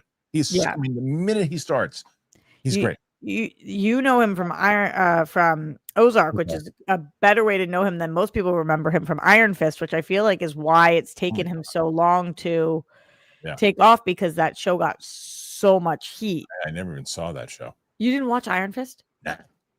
I even forgot about it, that it was out. Bored with that shit by then. Lobo, Charlie Sheen documentary, 5 out of 5. Yeah, it's really solid. It's really excellent. It did an excellent job. I tell you what I call Freed. Call him Midas. There's a reason why. John Darius, is it me or is it Reeves more professional than Gunn regarding media and work? I love Superman, but Reeves' film feels more coherent and well thought out, not just popcorn fun. Which do you all prefer? And if you can only have one, why? Well, that's different conversations, right? Because why does that make it more professional? Well, that's what I'm saying. It's different conversations. More professional. If you would have went with, you don't see Reeves going after fans in the same way that Gunn does and back and forth, then there's a conversation we had about professionalism there if you wanted to. But as far as the coherent and well thought out, there are two different styles. Reeves is going for that David Fincher style. Gunn is going for the more comic accurate Saturday morning cartoon, more popcorn, big budget action film. That's what he's going for. And I think they both hit it. So it's harder. What do I prefer? I prefer the Reeves stuff. But I would assume that my two cohorts here would be on the Superman side of things. I don't have a preference. I like them. Okay. Yeah. I like them both, but I'm also at a point where we've had so much of the Reeves, dark and gritty, Snyder, Nolan. I want to see Batman done in a comic book way. I want to see Batman with Robin flying around on ropes through the city. Like both are great, but I've had so much of the one. I want the other now. That's fair. I think it's more than fair. That's why I love that we are getting the Batman 2 and we're going to get Batman Brave and the Bold. I love that. Okay. Mike Joyce, who's your least favorite sibling in TV movies? For me, it's Bradley Brother in The Morning Show. He's awful in season 2. I haven't finished season 3. I'll tell you, only because it's fresh in my mind. Pugsley stinks. Yeah, Pugsley's tough. Pugsley stinks. I can't. Is it because it's the character or the actor? Maybe I don't know. I'm gonna go more so. No, it's not the actor. He's a child. Yeah, not the actor. No, sorry. Didn't even hear both. I didn't hear the question. It wasn't both. Roxy's 100% correct. It's not the kid's doing what the kid's asked to do. It's the character. What I meant by that is that the story that they're taking him with, and every time he calls this zombie slurp, I want to hit myself in the head with a shoe. It's tough. He was given such a tough role. It's not the kid's fault. Like, you're right. It's not the kid's fault. But yeah, it stinks. All right, Mike, be careful with this one, please. Oh God, no. Lobo, Mike, sorry to say, but some of us don't share your opinion about J.K. Rowling. My 10-year-old sister loves the Potter books and movies. So am I supposed to steal away all that and say, no, you can't enjoy this? Why is this directed at me? I don't talk about Rowling. That is so untrue. I talk about J.K. You go and find in my tweets me talking about J.K. Rowling. Head on this show. What did I say? You talk many times, Mike. I've been on the show with you. You said that the Potter series isn't going to work. You're definitely not watching it. That because of the J.K. Rowling stuff, nobody will watch it. Yes. Those are the things I can remember. Yes. That I said people are not going to watch this because of J.K. Rowling. Yes. I don't know. I remember. You not remember saying that? I remember the last conversation we had about you didn't think it was going to do well, but that conversation you did not bring that up. But in I didn't that particular thing. But in the past, I might have said this. Hey, the generation that is watching it now, they are being brought up in a generation where she is this type of person. Yeah, but maybe as opposed to 25 years ago, this was not out and people were just off of the books. But address this though. So you're not telling Lobo that they shouldn't watch it. You're saying that you're not going to watch it. I'm saying I'm not going to watch it because I watched the movies. I don't read the books. It didn't connect with me. Okay. I think that this is such an aggressive way to ask this question, Lobo. Am I supposed to steal away all that? Are you me when I'm a 14-year-old girl? Are you stealing away all that? Say, no, you can't enjoy this. Like, I'm not saying that this is the perspective, but if that was somebody's perspective, there are millions of books and properties, and it's not like you're stealing joy from somebody. I don't think it would be crazy for somebody to say that they are or not watching this. Right. I personally am going to watch the show, so I'm not saying that I'm not. Right. And I have mixed feelings on that. I have no mixed feelings on JK. Everybody knows I strongly disagree with JK, but I'm still going to watch the show. What does that say about me? Probably not great. No, but are you going to steal my joy? No, that's unfair. That's unfair for what you just said about yourself. The fact you can still watch. Like, there's tons of Usual Suspects is a movie that I'll use an example of. I know that Kevin Spacey was proven, or went up being the charges are dropped or whatever it might be. I just heard so many things about Kevin Spacey and heard other actors, heard Bernthal talk about him and everything too. I don't like the guy. Now it's my opinion of it, right? And I think that he probably did some really heinous shit, to be honest. That's my opinion of it. I'll still watch Usual Suspects. That's not me. I'm selective. Okay. And I think that's lame. Here's me. Okay. Here's me. You think it's lame that I watch Usual Suspects? That's not what I just said. I'm selective, and I think that's lame. Oh, it's lame that you're like I will not listen. My favorite rapper, Kanye West, I will not listen to him now. I will not, because that's a little different, though. It's not really because he came from my people, right? But JK has come for a specific group of people, and I'm still watching her show that she's making all the money from. I think that's lame of me. Right, well, at least you can admit it, Rox. Like longer conversation. I don't know. Like for me, okay, I don't believe in Scientology. Tom Cruise, my favorite actor of all time. I'm not going to stop watching his movies. I'm not going to stop there and say, like, I would kill to work with him. I would absolutely kill to work with him. But his private life, what he does with his religion is him. J.K. Rowling, it's a little different. It's a little different what she says. You'd be a Scientologist within 3 weeks working with him. Renetta W.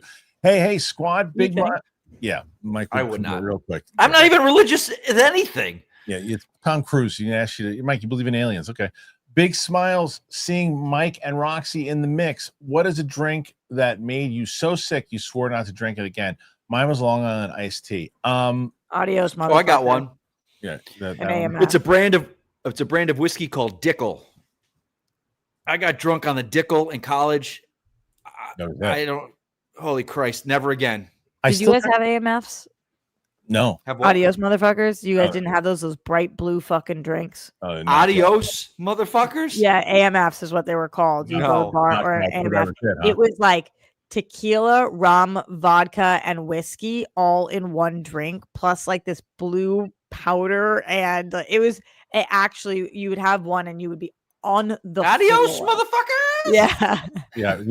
I did when I first Mike it was Mike and I were in the same fraternity in college, and so when I just got there, I was doing stand-up comedy. I was known as the stand-up comedy guy, and they hired all these comics to do this thing, and so I was with a bunch of people, and I was supposed to be like the main guy at the end because everybody wanted to see me, and they had hired all these other people, and then so they gave me a bunch of vodka, and more vodka for me, I get sloppy, and I was hugging the toilet by the end and on the floor. So this guy Chris and another guy named Kevin came in. They go, if you don't get up and you don't do this show, you're gonna be an embarrassment. And I go, if I go up like this. That is the embarrassment. And then I went to sleep. And I never showed up. That's so sad. It's really sad. Go, pal. I just rewatched Sneakers after J.E. Jones passed, but it is really underrated Redford movie. Saw in theater for my friend's birthday yesterday. Never I heard remember of that. Sneakers in theaters. Oh, it's a great movie. Yeah, David Strathairn, River Phoenix, James Earl right? Jones, River Phoenix. Yeah. Dan Aykroyd. Is it about sneakers? No. It's about spies and stuff like that. He was the king of spy movies. My voice is my passport. Verify me. That's what movie is that from? It's a Redford one, right? Sneakers. Say it in the accent. No. Whose accent? I don't know if I thought maybe it was like an Al Pacino thing. Oh, I don't know. Mike's Movie Madness. With The Bear not winning an Emmy this year, do you think the network will finally campaign for it to be a drama? And how do you think it would compete in that category? It should be. There was nothing, and I think that's why I think people finally. I think the conversation got louder that it should stop being nominated as a comedy. I think more people are saying it's not stop it. It's not. It's one of my favorite shows on television.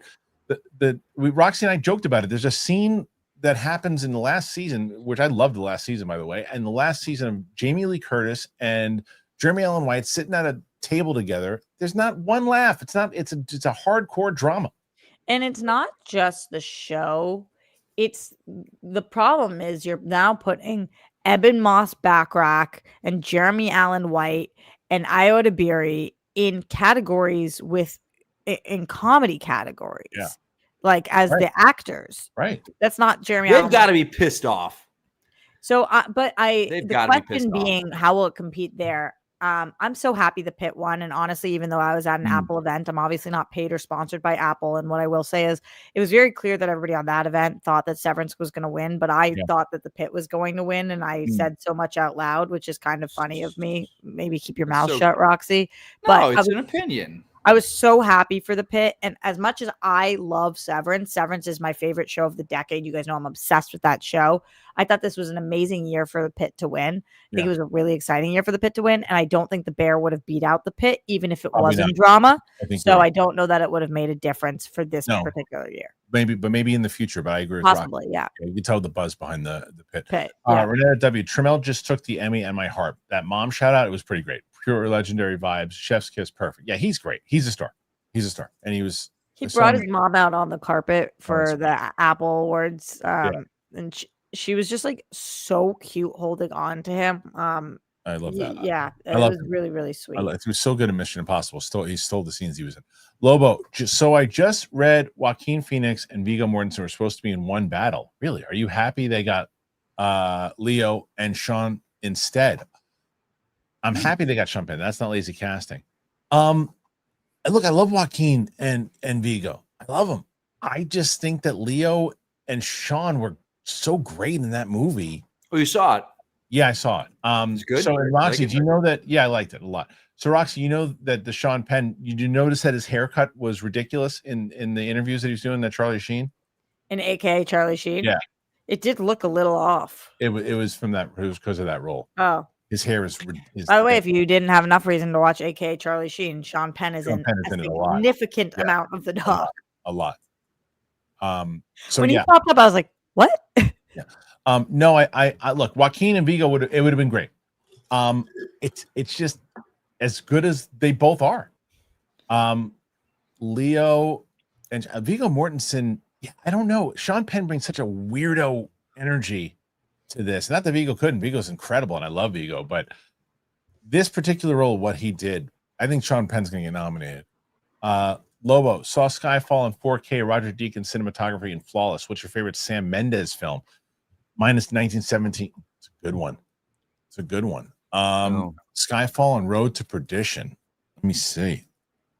Road to Perdition. I forgot. Yeah, I'll have to go Skyfall. I mean, let's go back to what we were just talking about. I'd probably say American Beauty. Loved American Beauty. Okay. And I would watch it again. I agree with you, Christian. I love American Beauty. It's like the greatest movie. But 1917 is, I think, his biggest masterpiece. That movie is insane to watch. It's really good. Mirjam, Serenity Moon became a YouTube member. Great time. Look, so speaking of all the stuff we're talking about casting and everything too, PLD has, and I say this adoringly, he has been on me saying every day, give me stream dates. I got to get some member stream dates, and just been waiting to schedule everybody for the reactions, but they should be coming soon. We'll it's a good time to be a member. Lobo, top 3 Spike Lee films. Mine are Malcolm X, Black Klansman, and The Five Bloods. What are yours? You got to put Do the Right Thing in there. The Five Bloods is so underrated. You see highest to lowest. No, I got to finish that one. I'm glad you reminded me. I got to finish it. So again, top 3 are tough, but I'm just say Malcolm X, Do the Right Thing, and then it's Black Klansman. It's a really good one. Yeah, I really like Black Klansman too. Remember that movie got a lot of heat when it came out. Did it? It did. Yeah, I liked it a lot. Why? I don't know. I don't remember. I Am Two Fly Cam. Owen Cooper would be a good DC addition, but he can't play Damien. Damien is part Arabic, Middle Eastern. I guess he could do Grayson. I don't know. Who's Owen Cooper? That's the guy from Adolescence who won, who's 15. Oh, okay. What I did see with him was I saw the interview that he did he was doing an interview, and then he's like a big Jake Gyllenhaal fan. Did you see this, Rox? No. So he's like a major Jake Gyllenhaal fan, and they'll tell him like, tonight you're gonna be able, are you nominated, and Gyllenhaal's gonna be there too. What would you say if you met him? And he's like, oh my god, I wouldn't even know. And then they sent Gyllenhaal in, and Gyllenhaal met him and gave him a lucky charm to hold in his. That's so nice. It worked. Yeah. I have never been so happy for a 15-year-old in my life. His acceptance speech, he got on stage. It was like, I don't know. Wow. This just proves that if you work really hard and like listen to the right people, I don't know. he was like, where the F am I? Yeah. It was a top 5 performance of the year, like in anything that I've seen. It is the greatest performance. Still need to say, go pal. Just saw Roxy's friend Sean Whalen on Castle 517. I just saw Sean Whalen on Friends. I didn't realize he was on Friends. Yeah, the pizza box. I was watching with Vivi's started to watch Friends. He is not only my friend, but he's my director. He is awesome. I love him. Okay, so we're at 65. Ronetta, Doomsday is concerning. Endgame worked because history of characters over numerous films. Cap, Nat, move on scene in Endgame works because the scene in Winter Soldier, I Trust You. There's another continued one. When Mearsum follows up and says support for the lovely Roxy and lovely Mike. Waiting for part 2 here. We'll get to part 2 in a second. The Sink Lord. Sup team. Mike, who's your favorite Bond and who do you think is the best? I grew up with Pierce Brosnan. He had great delivery and best gadgets. So cool. I always stand by this. I think Timothy Dalton is the best Bond. Yeah, he was awesome. I say this, my quote is this. He was the Daniel Craig Bond before Daniel Craig was Bond. Oh, that's a good call. Randall, that scene, Civil War at Peggy's funeral, all lay the groundwork for the emotional thread. What characters have been more than a one-off in this phase that have real connections, concerns? 100%. That's a great point, man. I think it's good points. It's like that they're gonna, but here's the counter to that. We were so used to following this MCU as a television show that we forget traditionally movies are set up. Here's movie 1. Let's get engaged in movie 1. And then when movie 2 comes out, then we now have part 2 of that film. You can still do that. You don't have to have everything. You're going to have to set a lot of things up. You're not going to have that same kind of connection, but we're so used to the way that the MCU is that we're like, they haven't set up everything the way that they set up everything else. Let them set this movie up. They have a lot of work with all these characters, but there's a chance. But I guess I'm blazing Marv. Okay, let's see. Right now, 66. And Simon Section says part 1. You gotta keep it pushing. We are behind. I know. Well, we're behind on time, you mean? Yeah. Yeah, we're behind on time because of me, because of that 10 minutes. The show's so far. Are you rushed out at I'm gonna do the best I can, but I gotta get. You just tell me when you gotta go. Yep. Because right now, because again, I pushed us back because of 10 minutes. The show right now is only an hour and 48 minutes, but we started late. Simon Section, part 1. R.I.P. to Robert Redford, the Brad Pitt before Brad Pitt. That's what I said. Finally, someone passed away. I was hoping CK would survive only for him to have his George Wallace moment and go to a particular church and You deciding to mumble the rest of that was It's unnecessary. It's unnecessary. Lobo, come on, Scorsese. you're hiling Hydra. It's unnecessary. Come on, Scorsese. Just one more film before you leave us. Just one more film. Of course, he's going to do another one, and he's got to do that Frank Sinatra one. Sean McCabe, Kristian, Roxy, Mike, Steph, Winston, Coy, Rogan, everyone I forgot. You all kick ass. Thank you, Sean. And all around team. We've got Chris Carr. What about Chris Carr? And around team who busts their humps day in and day out. I love you. I got your 6. I know you do, Sean. Sean's the man. Oh, really very nice, Sean. Simon too. Beg for forgiveness like OJ and Hulk Hogan, or I'm out. Loud and proud. To some who that might not be surprised, others would blame it on the injury. I don't really necessarily. Simon, I love you to death. Sometimes you put things in there. I don't really get it. Did you get it, Rox? I don't get it. What was the part 1 of this? I don't remember. Oh, that somebody should beg for forgiveness. I don't really understand. I'm sorry, Simon. Christopher Brickner, my confidence for Avengers Doomsday is that Feige is able to give the movies his full attention now. For a while, he was spread very thin. Yeah, I mean, you hope so, right, Mike? We'll see. We'll see. We'll see how it actually plays out. Go, pal. Dan did a follow-up on his numbers versus Variety. They don't line up, and not in a way he could work out about the fraction of box coming to studios. So I guess he said it doesn't. The profit didn't really make sense. I guess so. I mean, like, as I love Dan. Saying he was wrong, or no, he's saying. I think he's saying from what they're. I mean, I think Variety's wrong. Yeah, I love Dan. I really do. But when it comes to box office numbers, I think I don't know. Okay. He's very good at them. He's very good at it, but I know what Mike's saying. Mike's saying he's as good as he is. But what access does Dan have to you're saying he's not a financials? You're saying he's not a paper that doesn't have the access to the financials that like people already do. It's fair. Ralph, JFK, Platoon, Born on the 4th of July, Wall Street, Scarface, The Doors, Any Given Sunday. Oliver Stone was a top tier director. He sure was. Natural Born Killers is another one I really like too. RQ. Why were we talking about him? About Oliver Stone. You just brought him up. Oh. Support for Roxy and Mike. Roxy, you look great in that red dress for the Apple Emmy party. Where'd you get that dress? My friend Jess lent it to me. I was really nervous about it because, like, everybody is in their designer dresses. Yeah. Like, even the people that I was there with, they all dropped $4,000 on dresses, and I was like, I cannot do that. Right. I could barely buy whatever. So, I was happy that I thought that it looked nice. Yeah, you looked great. Thank Mike you. Joyce, they opened a real Central Perk in Times Square. Oh, I gotta check that out. Times Square seems appropriate. Ralph, no way, Roxy. Tom Cruise, Leo, Denzel, Pitt, Julia Roberts, Meryl Streep, Gary Oldman. They all talked to you backstage and thanked you. Just kidding. Yeah, that's what I said. Top dog. Am I a weirdo for being supremely irritated by the fact that Batman shares a universe with a guy that has bird blindness? God needs to chill out. Yeah, the bird blindness. My problem I have with Tim Meadows, and I've said this to you before, Rox and Mike. I think I've said it to you, but I think I agree with what you said, Mike. He's funny. I love watching his bits, but I don't believe that they would hire him to oversee this job. He's a buffoon. That's the thing. Like when he is like, and you just got titties killed. Like I'm crying at his line delivery, but it's a different show. This is Argus. You got this Rick Flag that was going to kill this guy.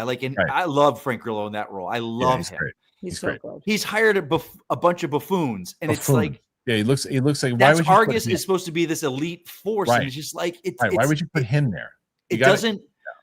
I get the jokes, I get it, and I get that that's the show he's doing, but still, and it works because when Peacemaker popped up in Superman, it fit. It just worked. Yes, Ralph. I like Jeffrey Wright, and no disrespect to him, and even J.K. Simmons, but Gary Oldman is the Jim Gordon. Maybe my favorite casting in all three Nolan. He's great in that. I just watched it.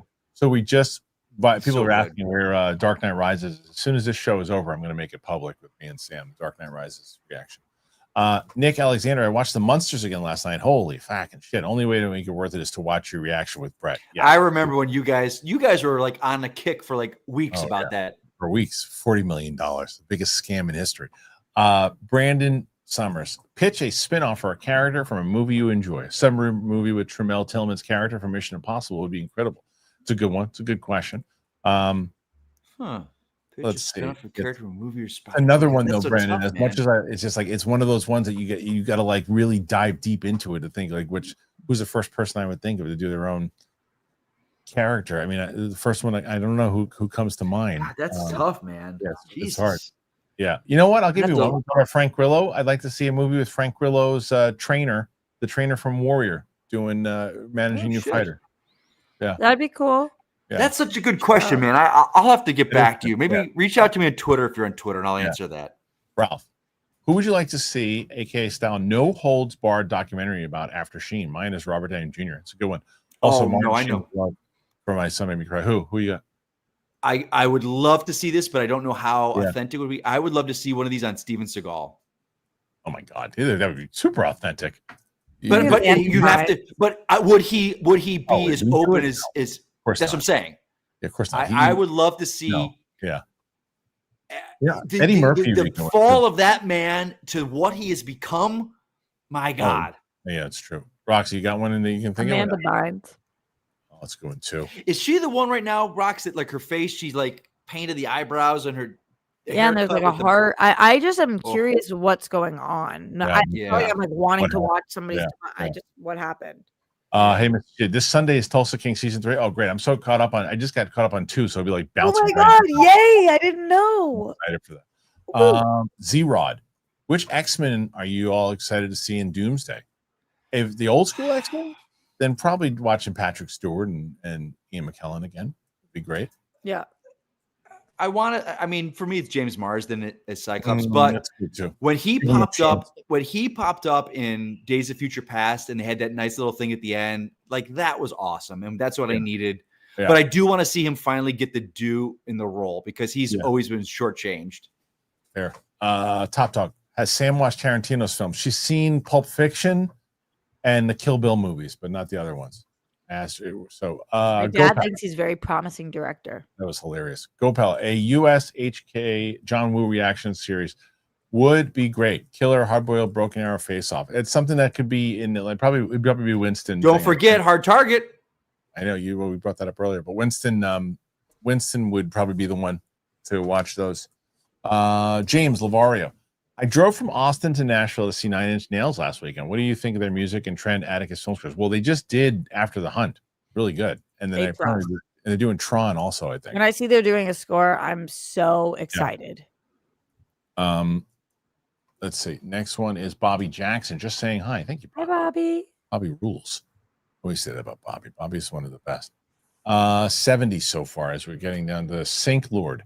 Sup, team? Mike, who's your favorite Bond? We did that already. That's Tim Dalton. And who do you think is the best? Who's the best outside of him? I grew up with Pierce Brosnan. A great delivery and best gadgets. So cool. Yeah, Timothy Dalton's the best. That's my thing. I stand by that. This is hilarious. Trey, if the ads in your assessment relentless, insatiable, bottomless, unreasonable, non-understandable need to pay your bills can cordially invite to suck it. The sheer audacity. Just kidding. Love you, too. Thank you, Trey. That was from something last week. So thank you very much. Trey also says, I'm kidding, Nerd Muffin. Just want to goof on. No, I got it. Okay, 71 thus far. And the next one, as we are going on the line here, John Morgan. What's up, guys? Zeppelin or Sabbath? Nirvana or Alice in Chains? I like them both, but Nirvana. Or someone else from that scene in the 90s. Pearl Jam also. Also loved Caught Stealing. Okay, there you go. A lot of people like that. Zeppelin, Nirvana. Okay. Mike, you got any choice or not? And Soundgarden would be my favorite of that. Josh Vaskovitz, Roxy's a gangster for bringing up AMF. Yeah. Yeah. I mean, I am like destroyed even talking about it. Trey, please don't eat me off. I jokes. I kid you. I got you.